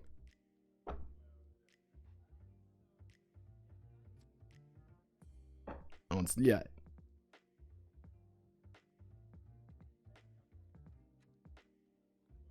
Yeah, it's kind of the idea of, like, stranger danger, and you can do things like that. And it even kind of come across as, like, yeah, it is. Sometimes people are going to be a little weird, and it's like, but why are they? And you could do it, you could make something like that being like, oh, it's one of the generals pretending to be a janitor at your school, and he's really bad at being a general, hiding the fact that he's a general. On the other hand, he's also like, hey, wait a second, you're clearly one of the villains we've been fighting, but we can't reveal that, and you clearly don't know who you're looking for. So we're both just being stupid at one another. Boom, $1 million episode. Just like, yeah, hey, be suspicious of people you don't know who shouldn't be there. Like, let's see. So, actually, we can do hobby table 1.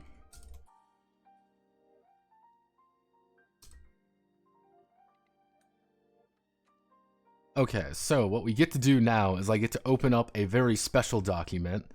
I get to go to the Japanese, the Curious Caves. Oh, there we go. The Curious Caves of Japanese RPGs. I am going to completely selfishly steal something just without a hint of remorse, saying love you a lot, my my Vietnamese friend, my Ho Chi Minh gamer. Going to steal this, by the way. Just going to steal the life tag system because it's quite literally, this is exactly what I based it off of. Not gonna lie, this is exactly what I based it off of. So we're just using that. So let's do, I want to join. What is our hobbies?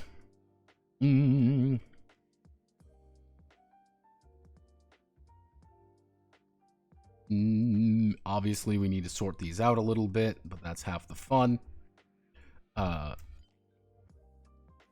So it's right here. We're gonna put this right here.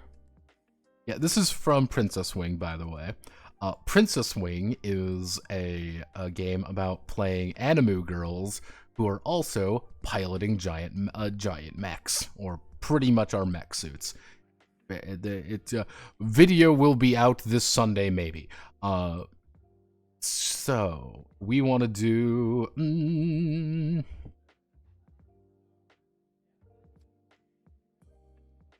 We like camping. We like sports. We'll do music.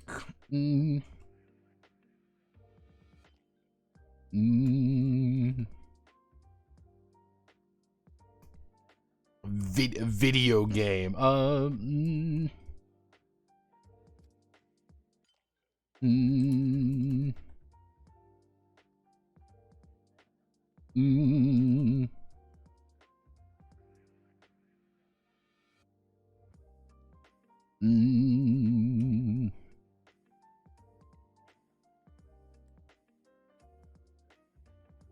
We want to do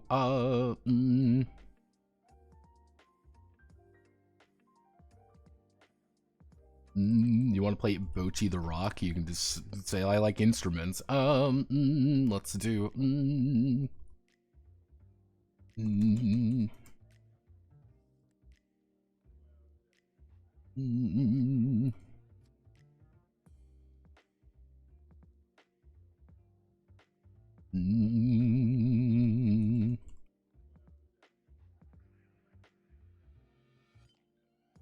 Actually, no, we can just do table games.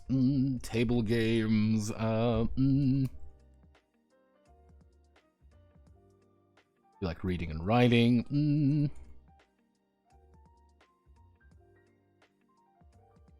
We like being an artist. We like gardening.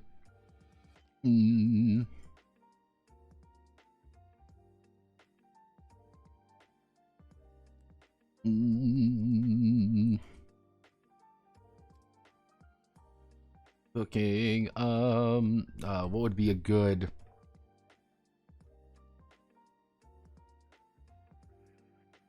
What's a good way of wording?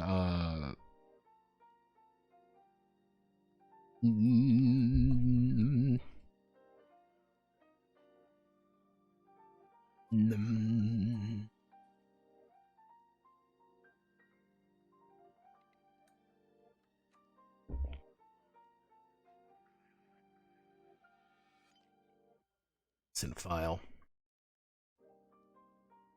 There we go. I want to play as a Japanese autist. You're hard at Sonic, that's no good. Pirating this chart. Fun fact, game mechanics can't be copyrighted. Yes, I know. Otaku doesn't actually mean anything. In Japanese, this means hobbyist. It's the generally speaking, like the kind of the idea with otaku, like I kind of want to when I want to get a trades.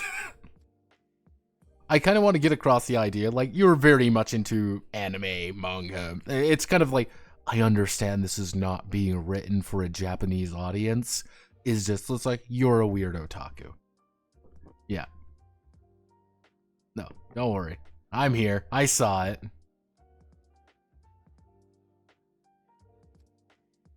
Yeah, so it's just like artistry, video games, table games. Actually, we can do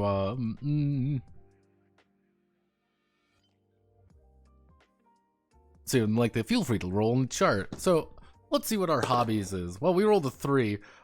We're just a cinephile. We like watching movies. We love movies. We like making movies.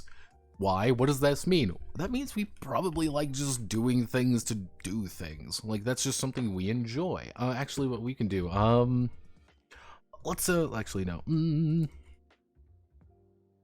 There we go. These are pretty relaxed things in general, which means we can do, pre-clear Phantasy Star. Literally, we are going to be using Phantasy Star pretty consistently. Because that's the entire point of it, to explain it in graphic detail.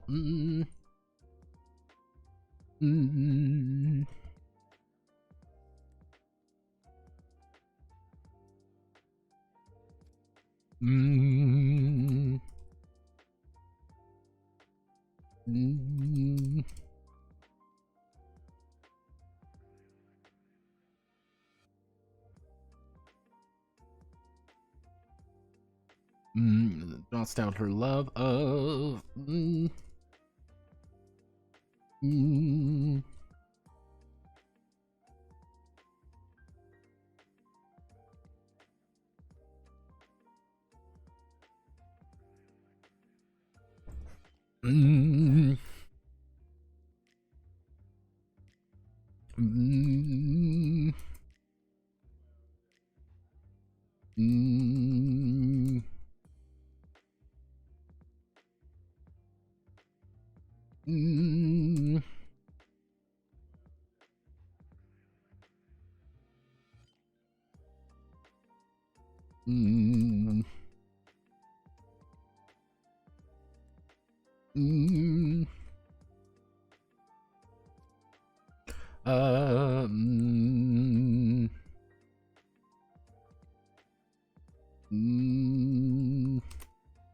family shining through.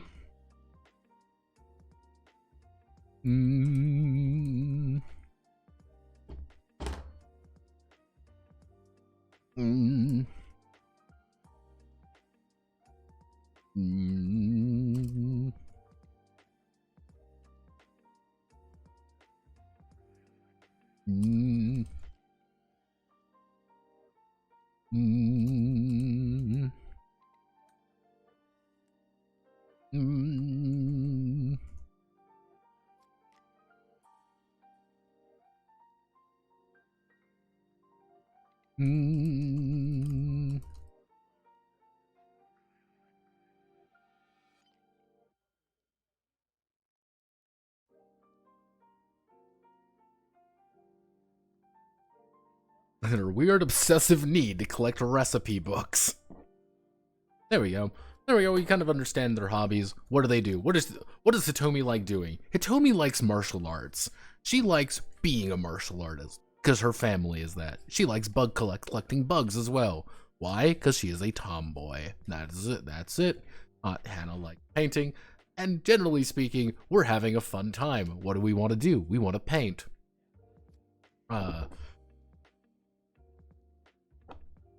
Either 3 columns. It's kind of like you just consult each of the columns being like what sounds best. It's like, hey, I like cooking, gardening, collecting, or TRPG. It's literally to like roll a d6 and figure out like, okay, oh, table games. Oh, okay, I like shogi. I like playing all of these things. It's not exactly, again, these are not hard and fast. These are idea generating. Actually, there we go.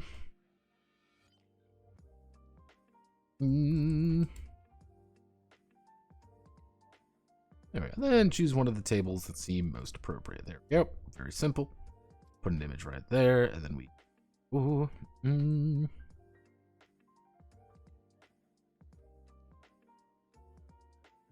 If you want to do it like that, yeah, D3 then D6. I wouldn't do that. Be just roll. Yeah. I think a table should be for the occasion when you can't decide at all, rather than a roll and decide. Yeah, it's kind of the idea of like, you just need an idea. That's kind of the idea for a lot of these tables, which is, do you need an idea? Yeah, roll 3D. Roll on the following chart. Well, your parents, your siblings, your situation, or you might say, okay, well, let's roll here. Well, okay, well, gardening, obviously, like video games, and TRPG. Well, gardening and video games. I'm weirdly obsessed with like weird farming games. That's just what I enjoy doing. This is a hobby of mine. I like gardening. I like video games. I like things like that. It's supposed to be just ideas more than anything. These aren't really too precise. Let's see. We want to then move on to works. No, we'll do school clubs first.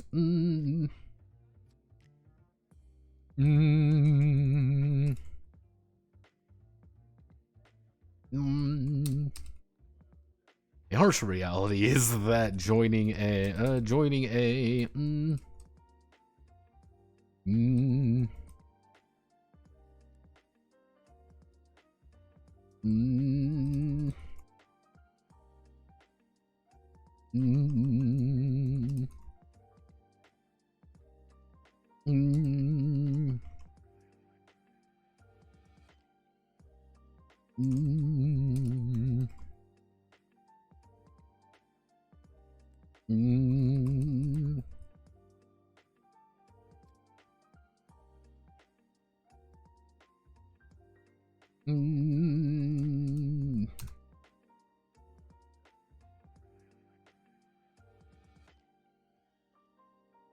But they'll still need to worry about their club's budget once in a while.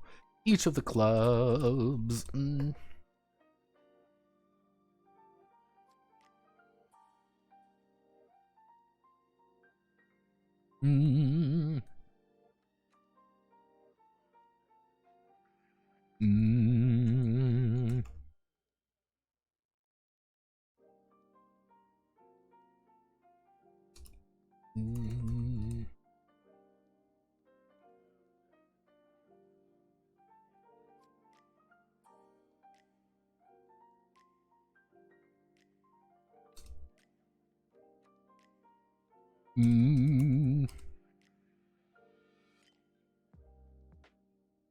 Let's see. Clubs are rarely composed of just pretty cute. Different students may freely join or conscripted by devious means.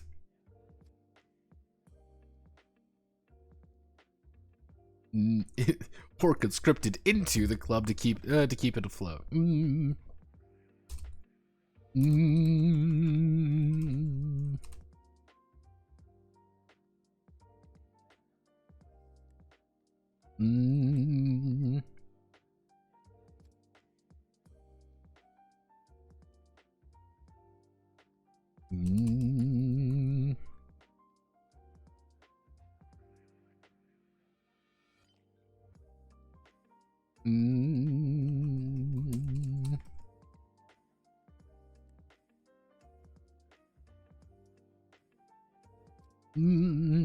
Let's see.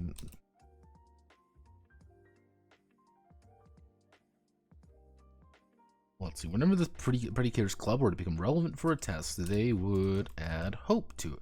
They would add they would add hope to the test. Should they?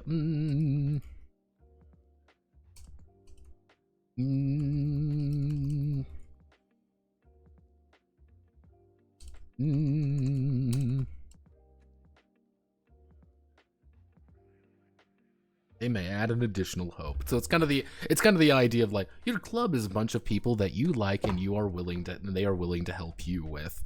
But generally speaking, you might also want to draft everyone into the same club.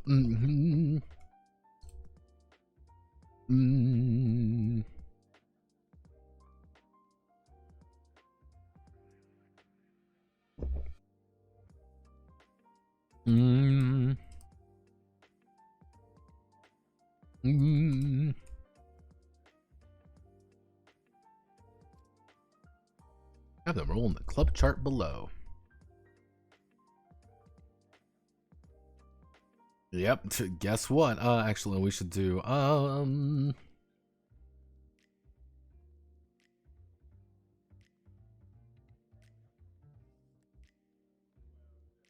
what's the point of a school club? I'm gonna play it. I think, let's see. Is this mirror D20? I'm taking my leave. Good luck with the project. Godspeed. Good luck. Is D20 overused? D20 is overused because D20, it belongs to the game of all time. You know, the largest game ever created in the TRPG space, and still the largest game in the TRPG space by a country mile, to the point of absurdity. Yeah, that's why D20 feels overused, because it is the die. It is the quintessential TRPG die. What's the point of school clubs?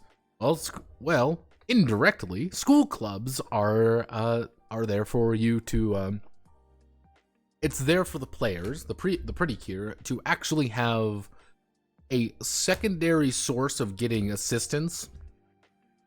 If they feel a little weak in something, they could join a club. If they feel really strong in something, they might join a club to boost them up. You can also use it as you're all in the exact same club, and because you're in the exact same club, you have a reason to be together almost always. In the actual reason they exist thing, it is to get students to interact with one another. It is, hey, here's the literature club. We are after school, all of you go to the literature club room and you read books. You discuss books. You could be taking place in book clubs effectively, and that's the entire idea. Hey, welcome to the painting club. And because you've joined the painting club, you're going to be doing artwork, you're going to be doing various things here, and it's generally a way for people to socialize with one another. That's the idea. Generally speaking, be friends. Because friends are good. And you never want to be, let's see.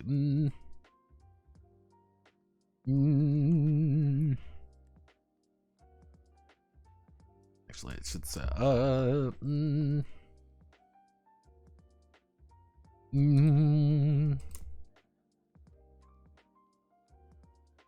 can join one club as their main club, but maybe a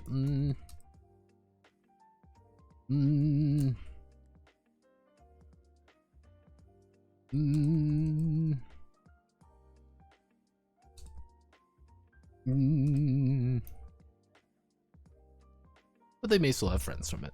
That's kind of the idea. So we want to do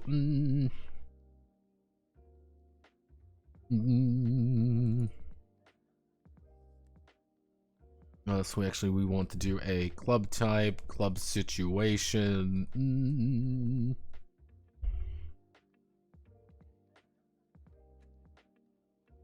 Should we delete that? We can put a big thing there. Let's do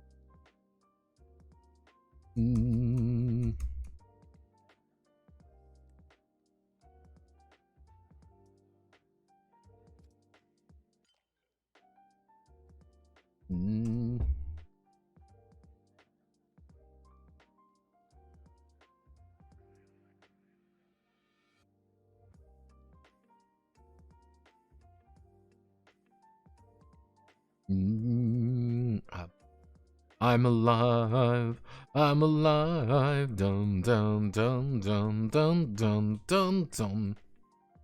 I don't listen too much of the Guilty Gear soundtrack, fortunately. Other people. Yeah, that's someone who quite literally doesn't have friends. Just make friends with other people. I would have killed. Well, technically, I was part of a club. I was part of the speech club in high school. It was a good time. I had fun. Met good people there. Love them. Still my best friends. Let's do. We want to do a sports club. Easy enough to understand. A music club. A recreational club. Like, it's just very specific. Drama club. We're gonna put drama club into its own thing. Esoteric.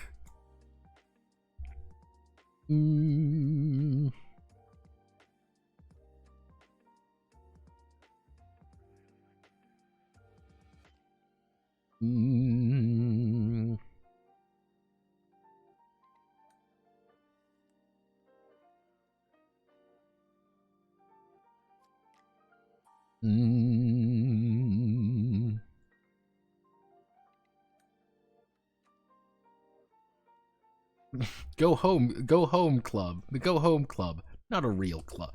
Not a real club. Not a real club.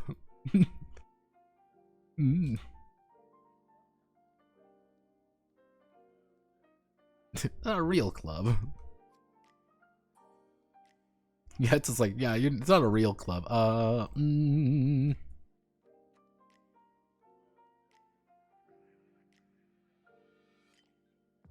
Let's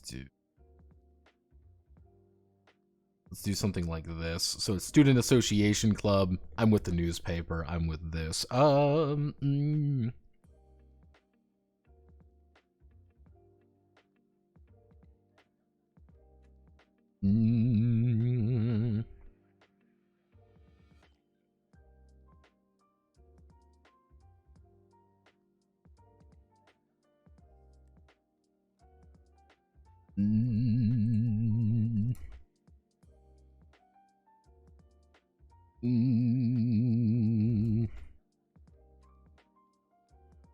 Underfunded, undermanned.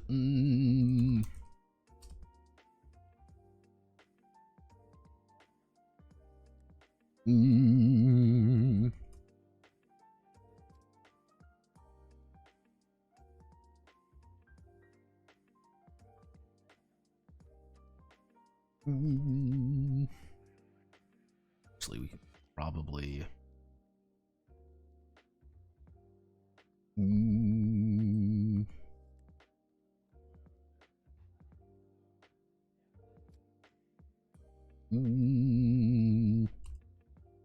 Basketball, volleyball, judo, etc.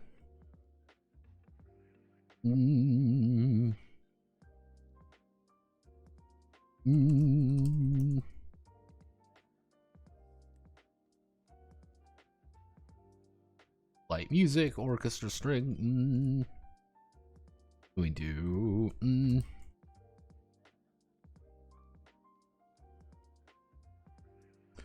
Home economics, camping.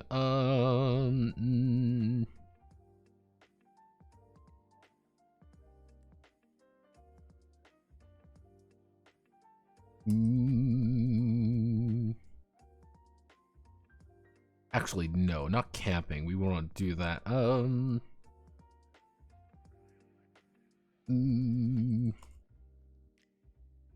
Artistic club. Just the art club, the drama club, the calligraphy club. What do? You're the calligraphy club. You're the you're the detective club. You're the occult club. You're the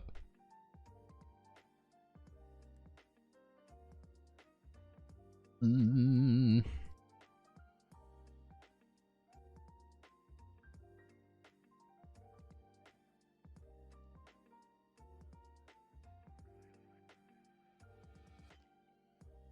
What is your what do you actually do? What club are you part of? Oh, I'm part of the exploration club. What does that even mean? I'm part of the like exploration. You're part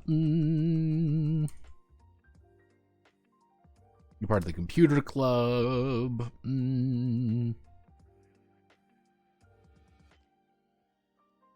Game design club.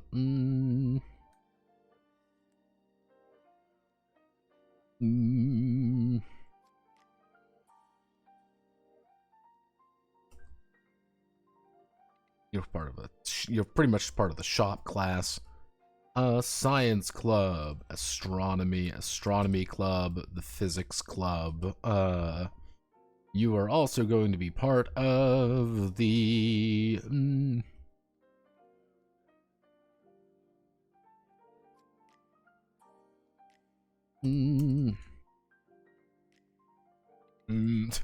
the weird clubs.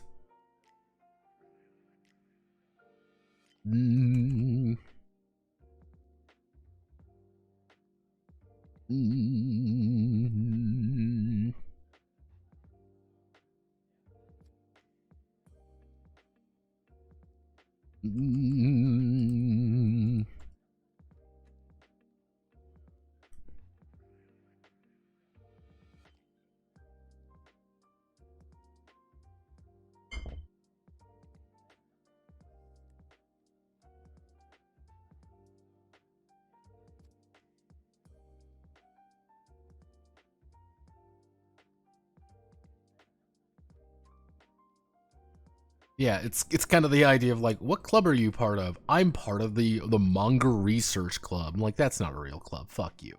Let's do.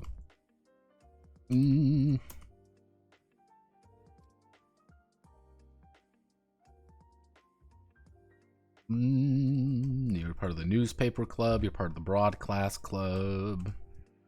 Like, generally speaking, the student association club is you're part of a student association that is important to the actual like running of the school. Traditional club.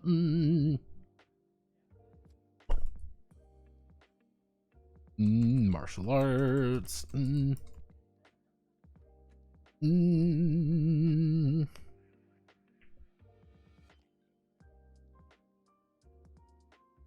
Oh god, it's the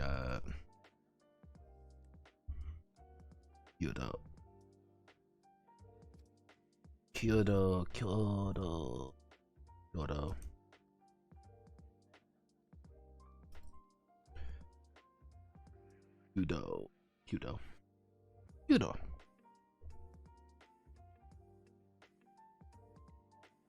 Sophomore year of high school, and our only sports band was only there to play at football games. Calligraphy club, isn't that the main plot point of some anime, or am I thinking of VN? Yes. Something with military cadets because I want an artillery club. Playing fucking Megumin Love Explosions. Let's see. You are underfunded, undermanned. There's draconian rules. You're extremely popular. You're extremely unpopular. It's completely cursed. Yes, your club is actually cursed. And like there's something horribly wrong going on. Unrecognized. You're an unrecognized club. People don't actually even register your club as being a real club.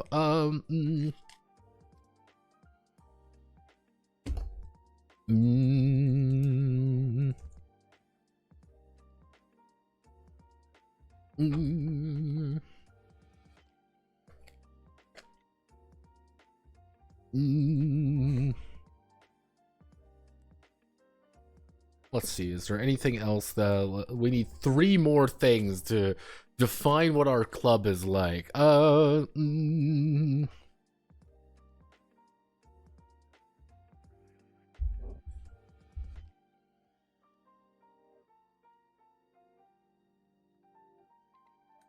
unknown. You're just like you're not unpopular. People just don't know who you are. Like, oh yeah, what do you? Oh man, what are you? What are you? What are you? Oh, we're the detective club. What do you mean you're the detective club? I don't know we had one of those. Like, we do, in fact. We do, in fact, have a detective club. Actually...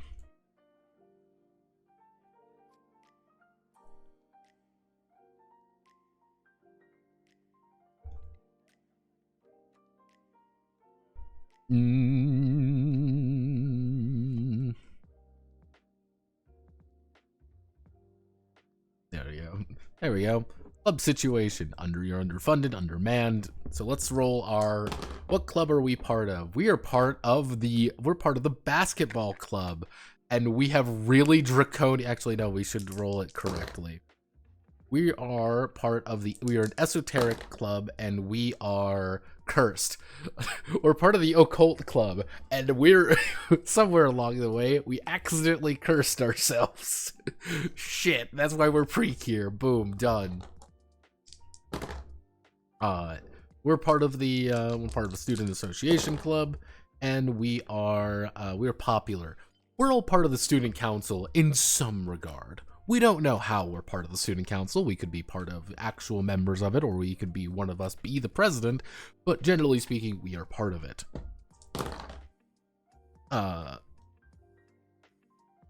We're a weird club, and we have a vigilant sponsor.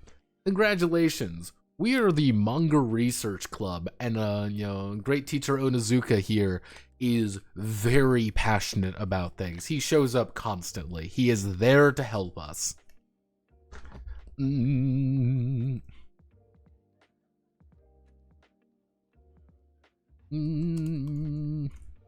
those school partners.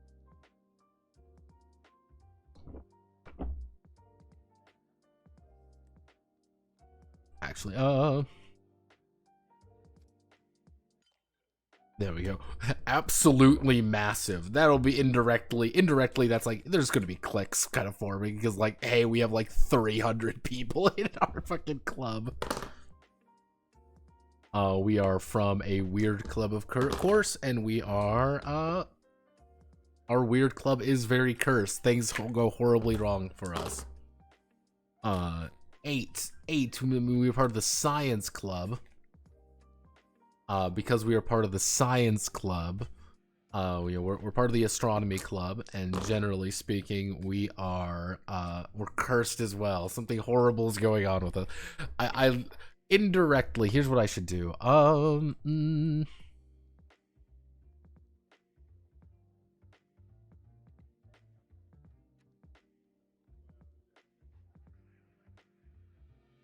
This is a 2d6 chart. Here's what I'm going to do. I'm going to put Weird Club up here, put Tech Club here. It's...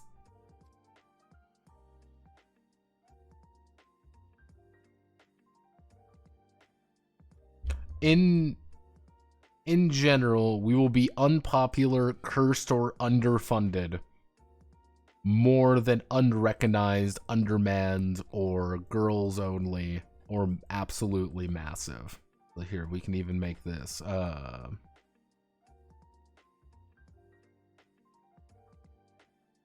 Student Association Club. We are... Actually, we can do...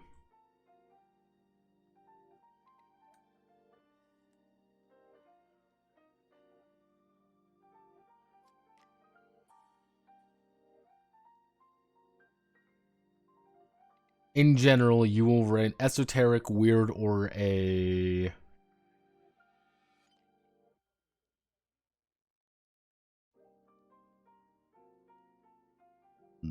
We want to put you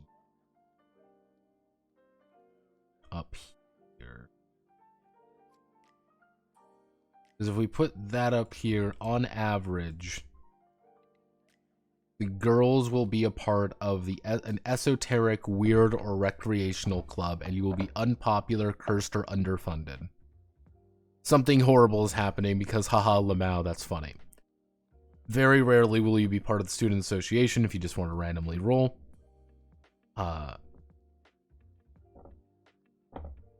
how good is basic fantasy?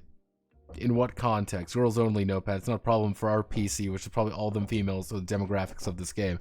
Kind of the idea of girls only is like the entire club is solely girls. Because technically, any of these other clubs can, in theory, have boys in them. In theory, it's a note that there are only girls, or this could be an exclusive club just for girls. And it could be something interesting, such as, hey, you've rolled an artistic club, a drama club with girls only, and we need to put on a thing of Snow White this year. Oh no! There we go. That's kind of the wacky. That's what I mean by kind of like girls only. Most of the time it won't show up. However, when it does, it'll be funny. That's the joke. The joke is that it's only girls, and it's...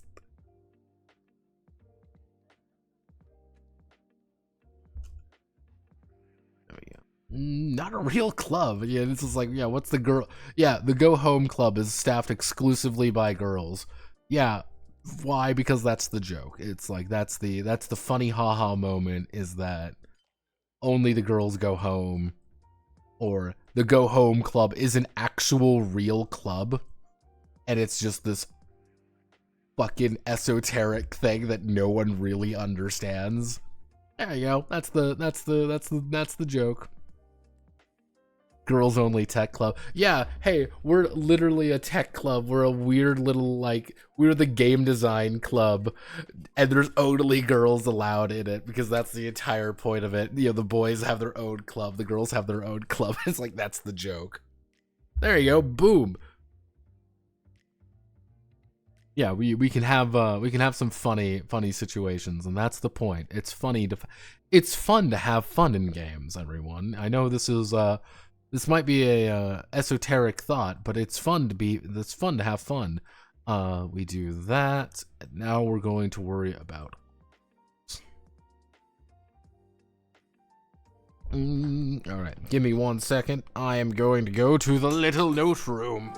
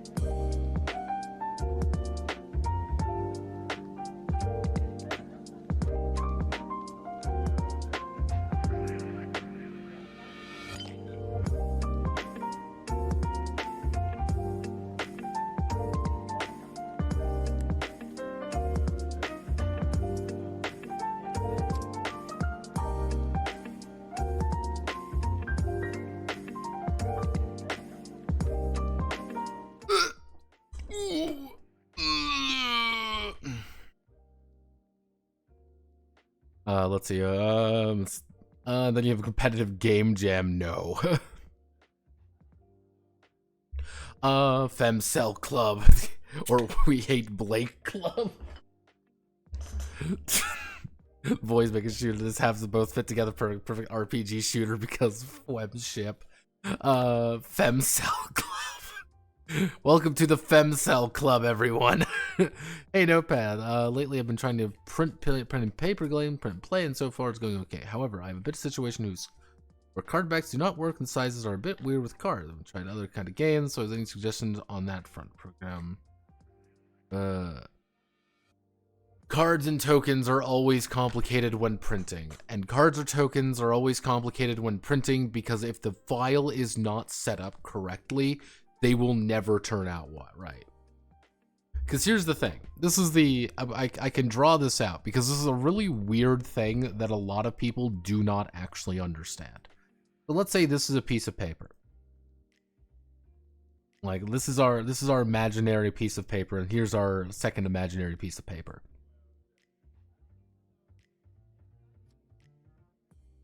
Now normally, if I have a square in the middle, if I take that square, it will be directly in the middle. However, it'll be mirrored.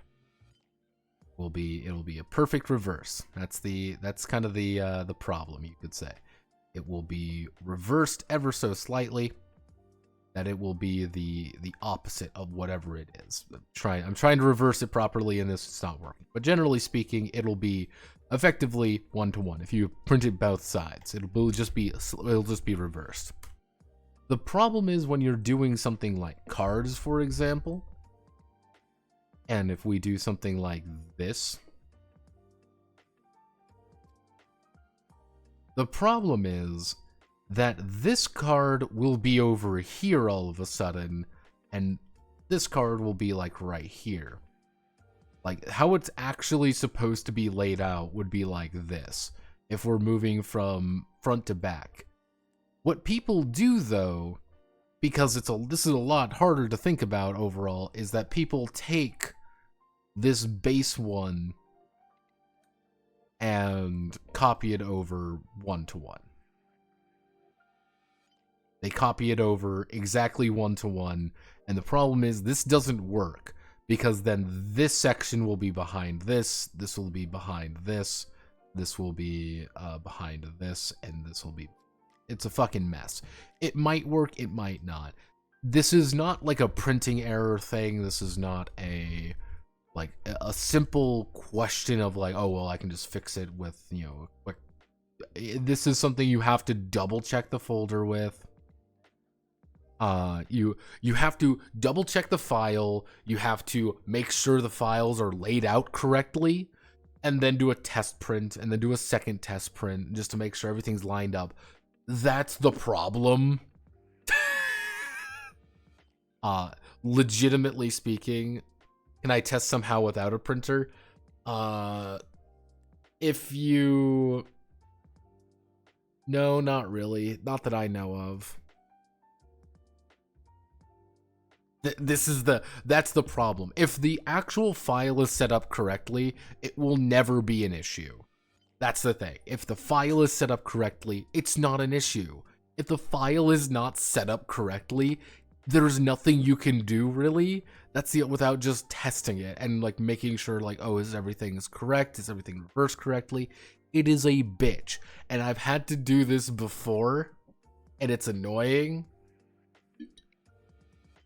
It is extremely frustrating. Oh, if you're printing on like different size paper, generally speaking, print to size. Let's see where I need to see how I can change the sheet type. It's generally speaking to I believe A4 is a little bit... I believe A4 is ever so slightly... Yeah, it's taller. Generally speaking, at that point, what you do is you fit the size on the A4 paper. The cards are probably going, the cards or whatever are probably going to be smaller, and you'll have like this little weird white room at the top, but it will print more consistently than on just a letter. Than it would just doing it raw, because if you do it raw, effectively the letter, hard to see, the letter will overtake the A4. That's one thing. It's just a little bit wider and a little shorter versus the A4 paper. That's your main. You just have to fit the size on the A4, honestly. Yeah, it is annoying, and it will break constantly. You just have to test it. That is the unfortunate reality. You legitimately just have to test it. There's nothing more I can say. And that sucks. I've done this before. I've seen it before. I have tried everything in the book when I say it. It hurts, it sucks, it's not fun, but that is legitimately the only thing you can do, is just test it. It sucks, I know. It is probably the worst aspect of it, but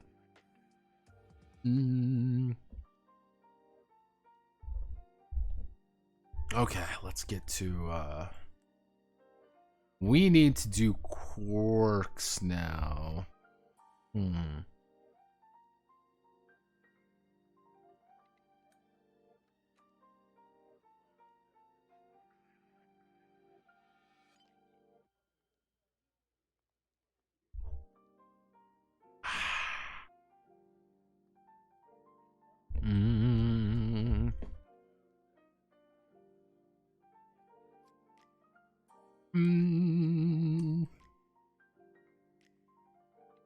Pretty quirk.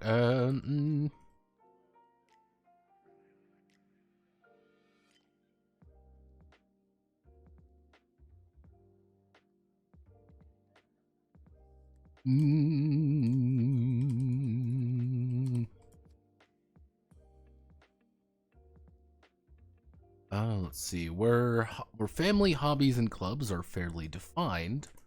Let's see, we're fairly defined.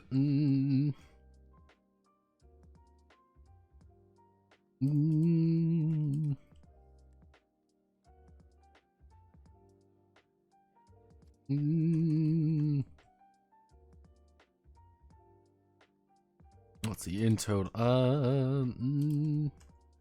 each pretty cure may have a total of 5 quirks. 5 quirks over the entire season, but they may only begin with 1 quirk to define who they are. These quirks work similarly. These quirks work similarly to hobbies and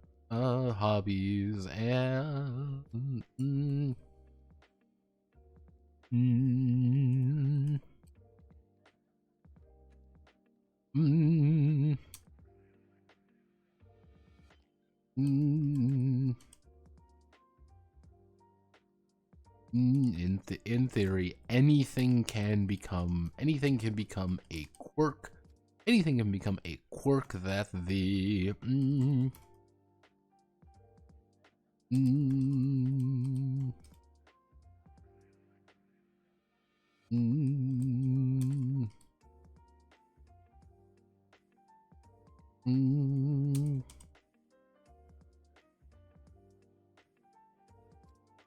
they can be unnaturally pretty to look at, have a large fan base.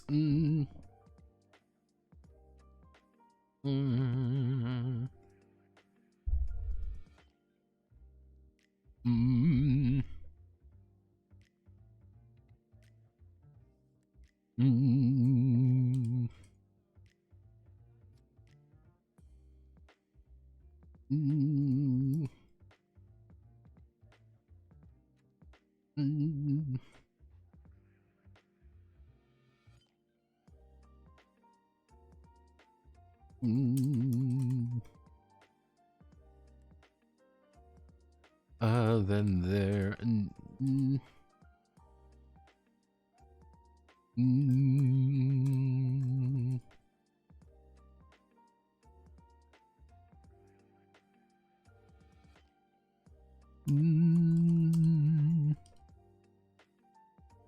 See, it discovers themselves and learns about the world. And learns about the world. This is an opportune time to also allow situations established in the establishing the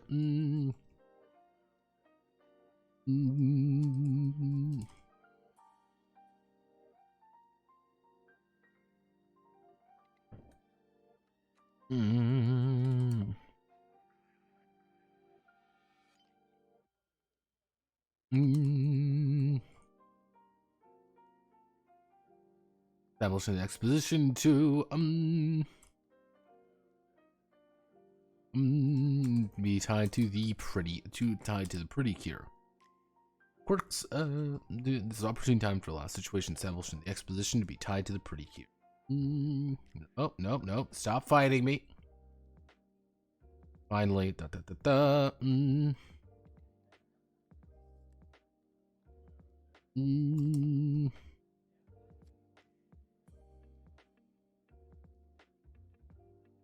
a pretty cure as you work, and then we do,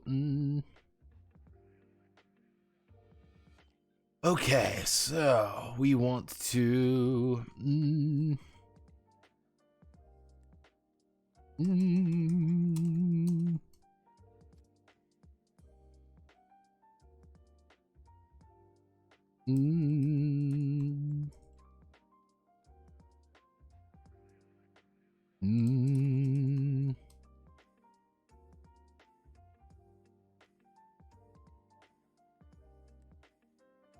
what sounds best? So we're going to do quirk table. We want to do quirk table 1, quirk table 2, quirk table 3.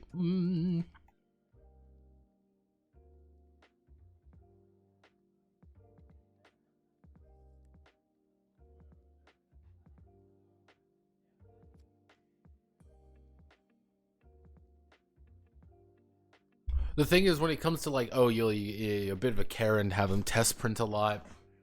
Generally speaking, this is someone who worked at a print shop for 3.5 years. We expect that. It's okay. They are perfectly fine when you say, "Can you please test print this? I just want to make sure everything looks right." And they're going to be more than willing to help you because that's their job. They want to help you, and you can probably say, hey, I just want to make sure these look all right. Can you do a quick test print for me, black and white? It's going to be pretty cheap. They're just going to be... It'll be real fast and real easy. If anything, check if they have like an online portal. You can submit it there, being like, I just want to do like 2 or 3 test prints to make sure they look right. And if they don't look right, can you please tell me how to format my file better? And they'll be able to help you.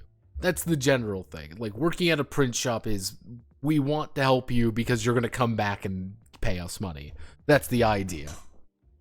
Like, we want you to pay us money, so we'll, like, rely on you to come back. We need quirks. Quirks. We're quirking it up. We are quirked up. We're quirked up pre-cure.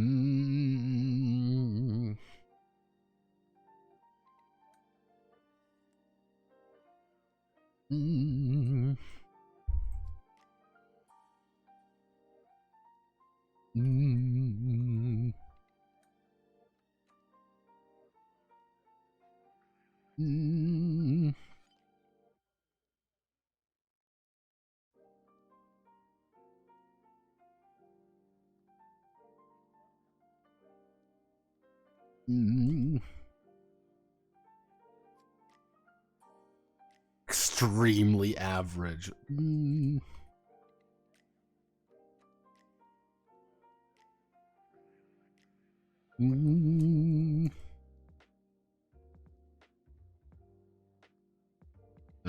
Fuck.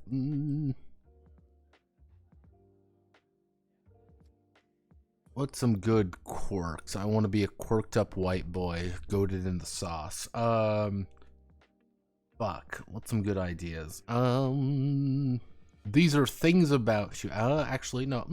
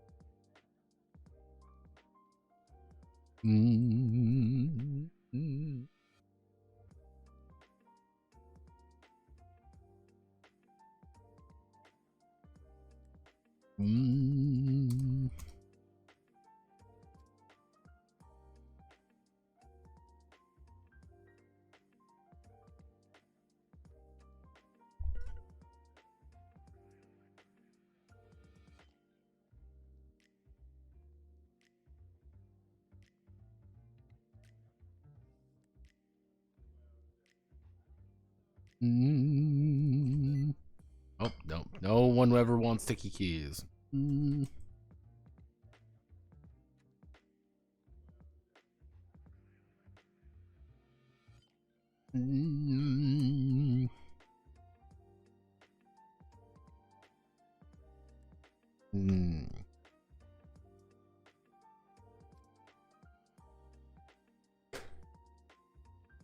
me some quirks. What am I thinking of? I want to be a pretty little anime girl who does cute anime girl things. What quirks would I have that are a little bit of anything? Kind of the idea behind quirks is that quirks are the everything else. Physical characteristics, more mental characteristics, like literal actual supernatural feats. It's kind of the idea of like, hey, you're just taller. You're like a foot taller than everyone else. You are built, you're just big. You're a tall person for your age. You're a solid foot shorter. Hey, you're not from around here. You are a literal actual foreigner. You are from Britain. You know how to speak English is your first language. Japanese is your second, or whatever that is. Or, hey, you have an uncanny sense of danger. Whenever you do, you just kind of know something bad's going to happen. You have an uncanny sense for it. People think you're a boy most of the time because of the way you dress or the way your hair is or just anything you do. People think you're actually a guy. This is a constant source of issues and funny things happening. You are a prodigy. At one thing, this might be a hobby, this might be something that you don't actually much care for, you are a natural born prodigy at it. You actually are not from here. You're from Skyland. You are from the Fairy Kingdom or something. You're not actually, from this world at all. You're a model. You are unnaturally pretty. People look at you constantly because you are an unnaturally pretty person.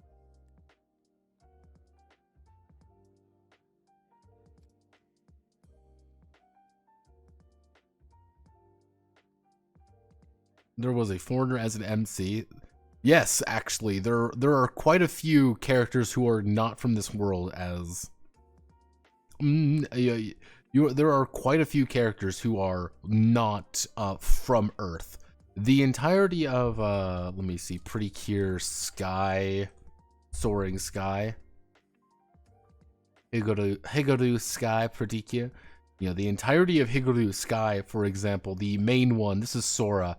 Sora is actually not from Earth, she is from Skyland. Like, this is important. She is from Skyland. This is this is a issue here. Here's Sora. This is a child who turns into a magical girl. Like, this is a baby. Yeah, no, she is from Skyland. You may think, what's Skyland? Skyland is quite literally a land in the sky. Yeah, this is Skyland. It is a land in the sky. That is where she is from. She is literally not from Earth. She is from the sky. There is a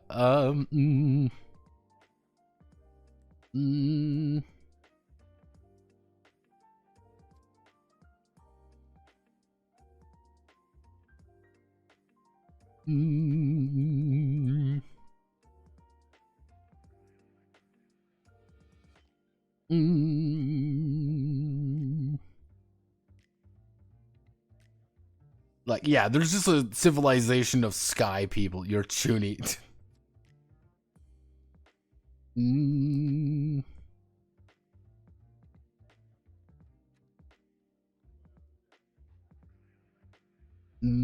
Sweet Tooth, that's always a good one.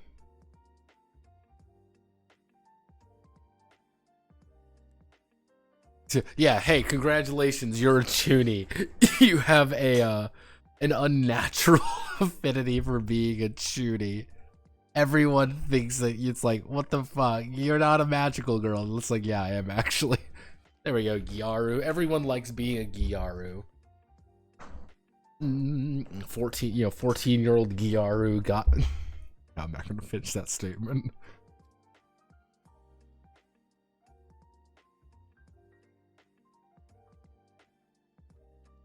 Yeah, or you get like Yummy Yummy Town. You get shit like Yummy Yummy Town. Like, here's the thing. You may be thinking like, oh, Precure had like Pretty Cure's got a lot of seasons, by the way, and they are all fucking insane. Every single one of them is insane. Like, this is Cure Pretty Cure a la mode. Cure Pretty Cure a la mode is also fucking insane. Like, it's like, oh no, literally we have to defend the concept of the sweets. We have to defend the nature of the sweets because the sweet food creates an element of literal joy and happiness that we have to protect. Like, all right, this is insane. I understand now. Okay. This is fine. Let's see, what was the other one that was also completely batshit insane, that if you look at it for more than 5 seconds, you're like, what am I what kind of coke am I on right now? Because I'm like, oh man, I can't be doing, I am on something and it is not good for my mental health. Yeah, Hug Precure. This is the thing. I'm going to give you all a secret about Hug Precure. Hug Precure is a time travel plot. It is a fucking time travel plot where the main villain wants to fuck a 14-year-old girl because that's his wife from the future. This is a plot point. She is raising herself. She is raising her own daughter in the past for the future. This shit is fucking weird. Shit gets weird. And yeah, Kyriel here, shit gets fucking silly. Like, you're like, oh man, it can't be that weird, it's just a silly little magical girl. No, shit gets weird.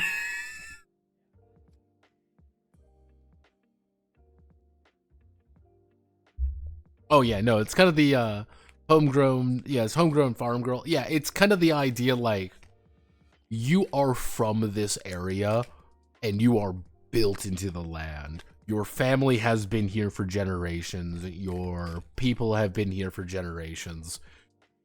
People in town know you because of your last name. It's kind of that idea. It's like, oh, you're that guy's kid. You're part of this family. You're homegrown. You know this. Rather than a foreigner who is like, hey, you're clearly not from around here. Fashionista.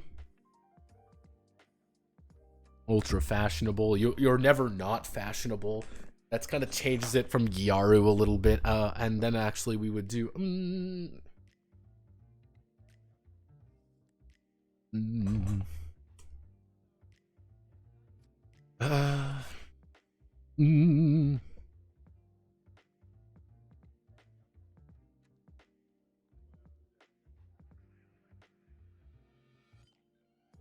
we'll do knowledge of magic. Then we'll do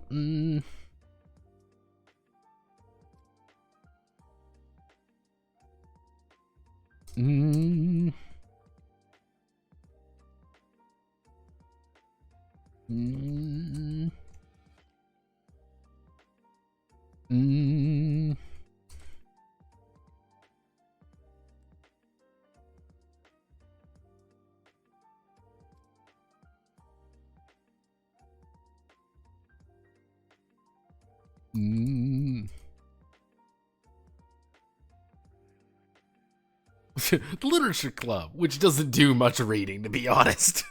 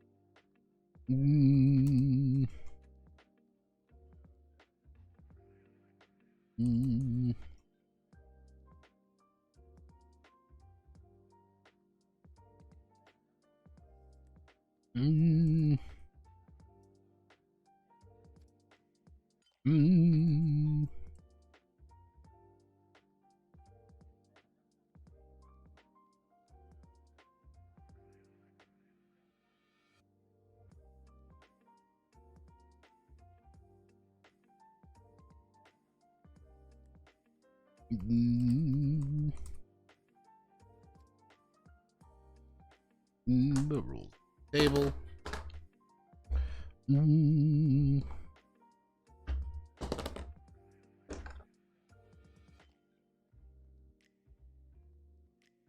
Mm.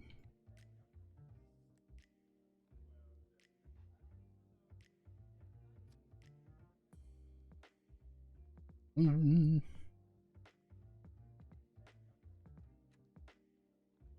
Mm.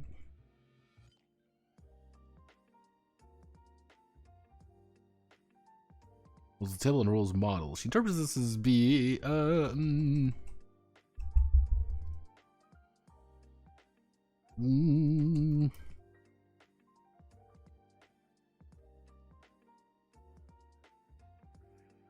Mm. I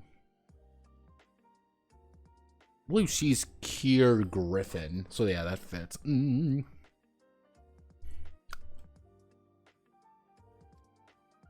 Mm. Mm.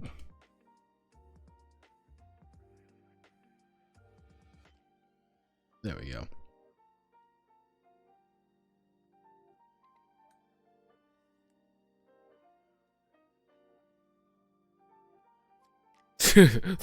Yeah, if you want to put something like illiterate, yeah. Again, they're a little bit by being less like, hey, how do you choose to kind of interpret these things?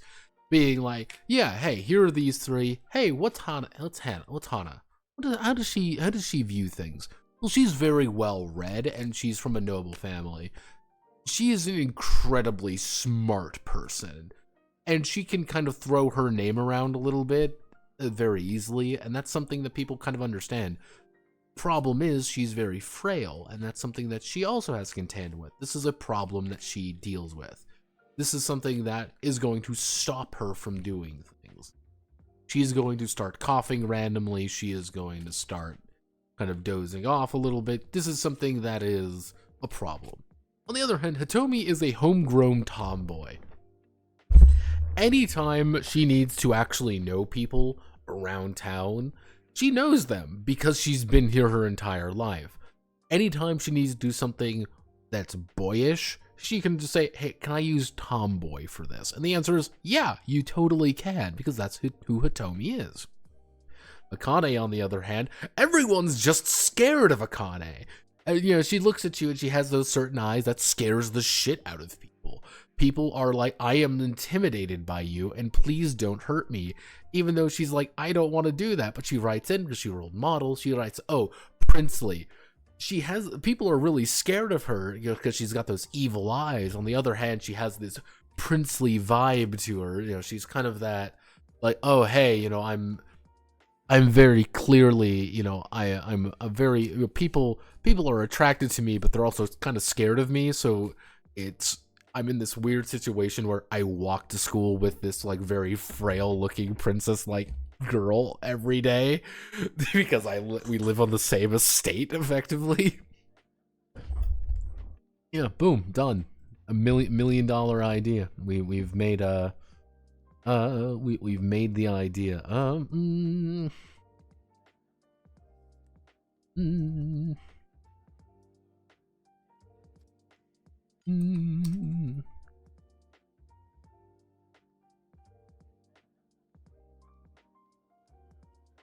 mm. Or something that. Mm, mm,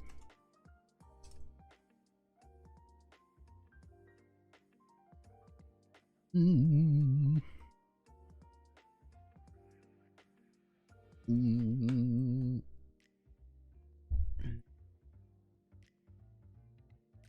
mm. A weakness, an issue, or something.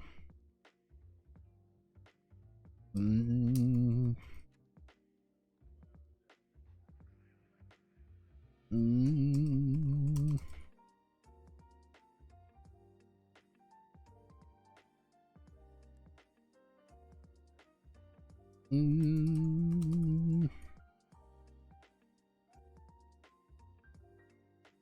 mm, mm.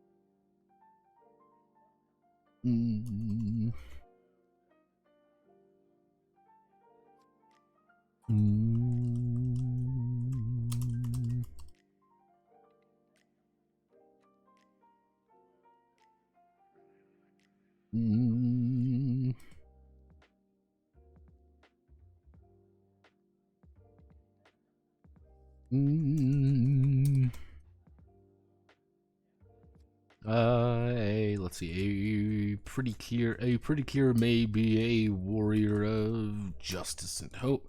Justice and hope, but that won't help. But that won't help her. But that won't help her get through math class. Yeah, that's kind of the idea. It's like problems are. They don't give you any they don't directly say like, oh, you have a problem, you are going to lose it or whatever. Like, it is directly a, hey, these are something that you have to deal with.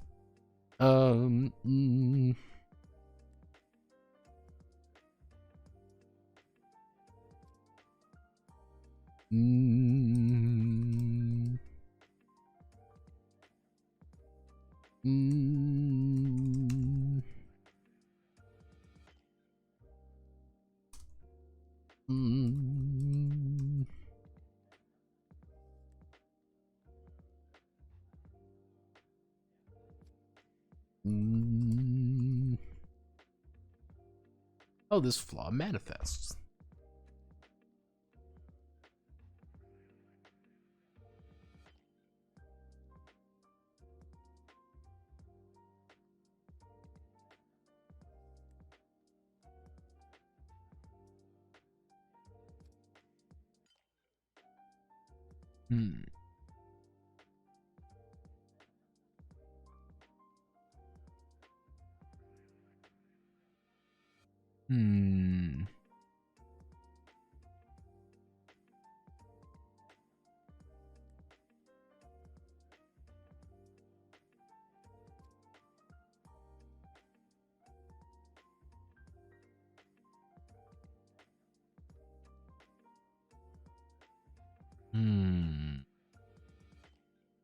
Thank you.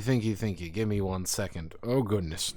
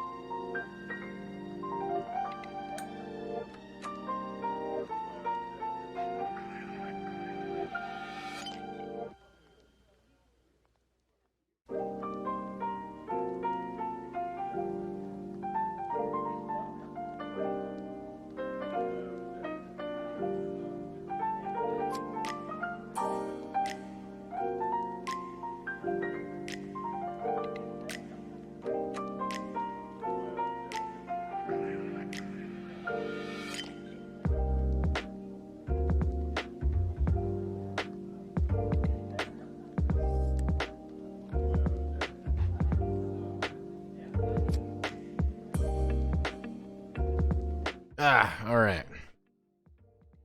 Let's see. These are problems. Let's see.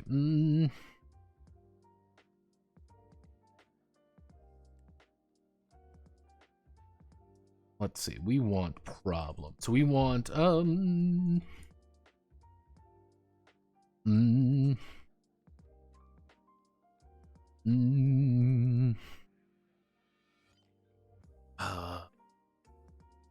the source, the reason, so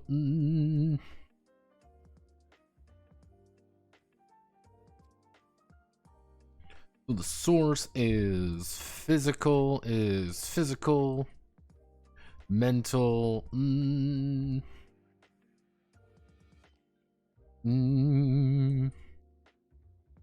familial, let's see, it's physical, it's mental, it's emotional, it's familial, it's, unless we do, you know, we can't do,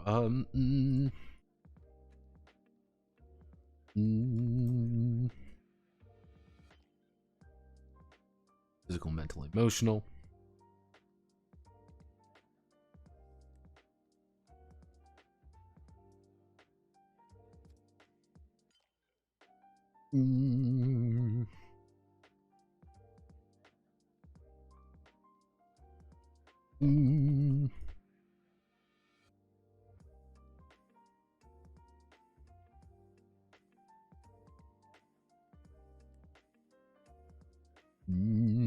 Actually, no. How do I want to word this?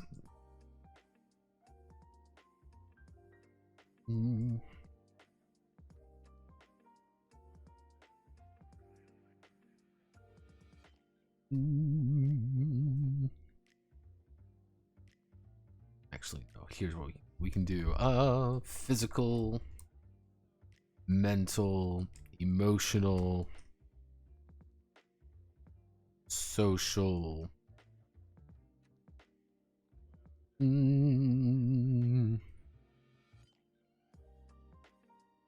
Exterior, magical, reason, actually no, it would be a fact.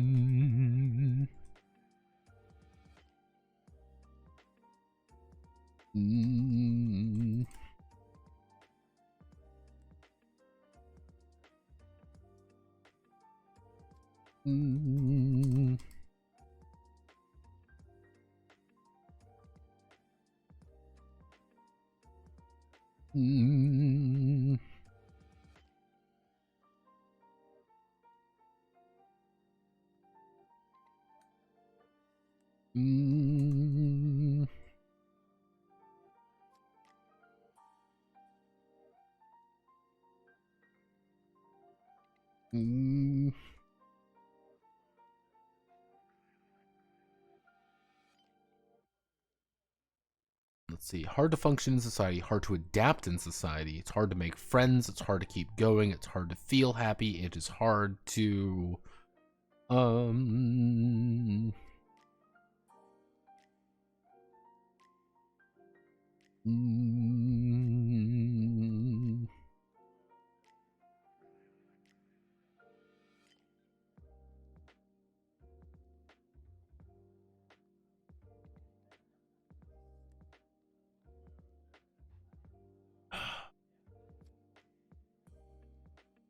oh shit, I just realized. You know what today is? Wendusi Wednesday. Shut up, Spartan. Shut up, Spartan. I don't need this.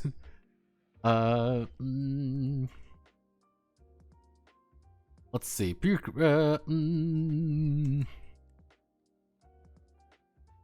Each of the fantasy stars.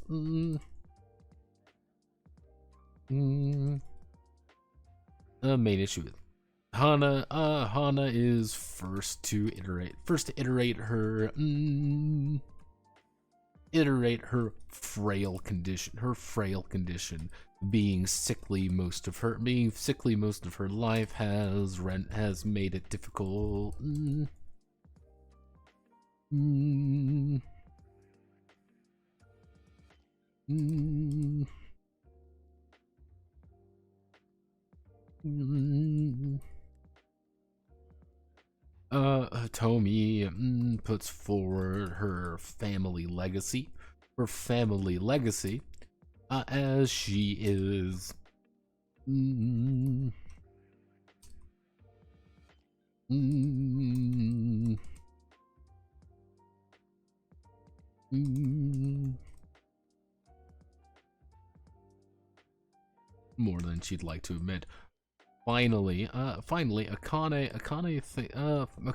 rolls on the chart. What does Akane roll, everybody? Akane rolled a emotional thing that makes it hard to feel happy. Mm. Mm. Mm. Mm. Mm. Mm. Mm.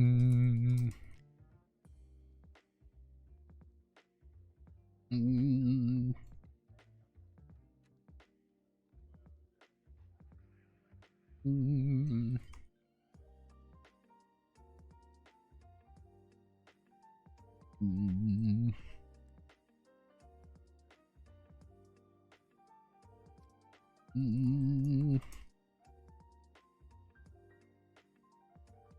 Mm.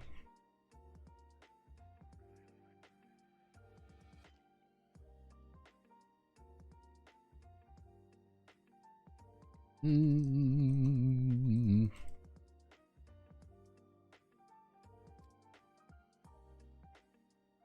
Mm.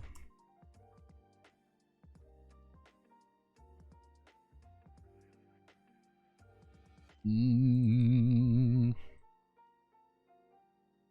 Let's see. She thinks for a second before she's an ice queen that makes her fairly unapproachable to most people outside her immediate friend group of Hana and Tomi. Then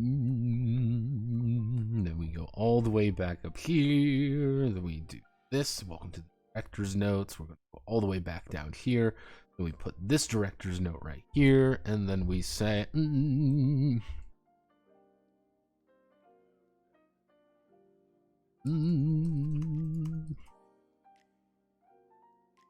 to... Mm. Mm. Mm.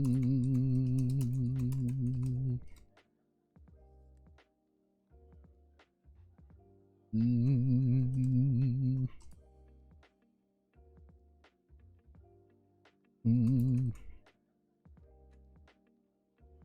Mm. Mm.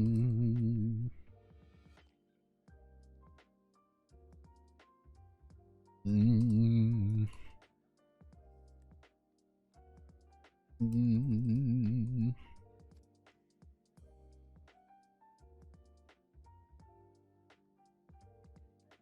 Mm.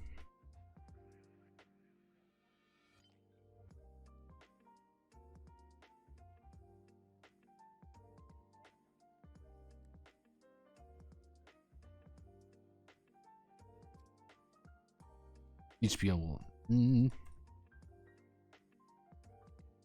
Mm.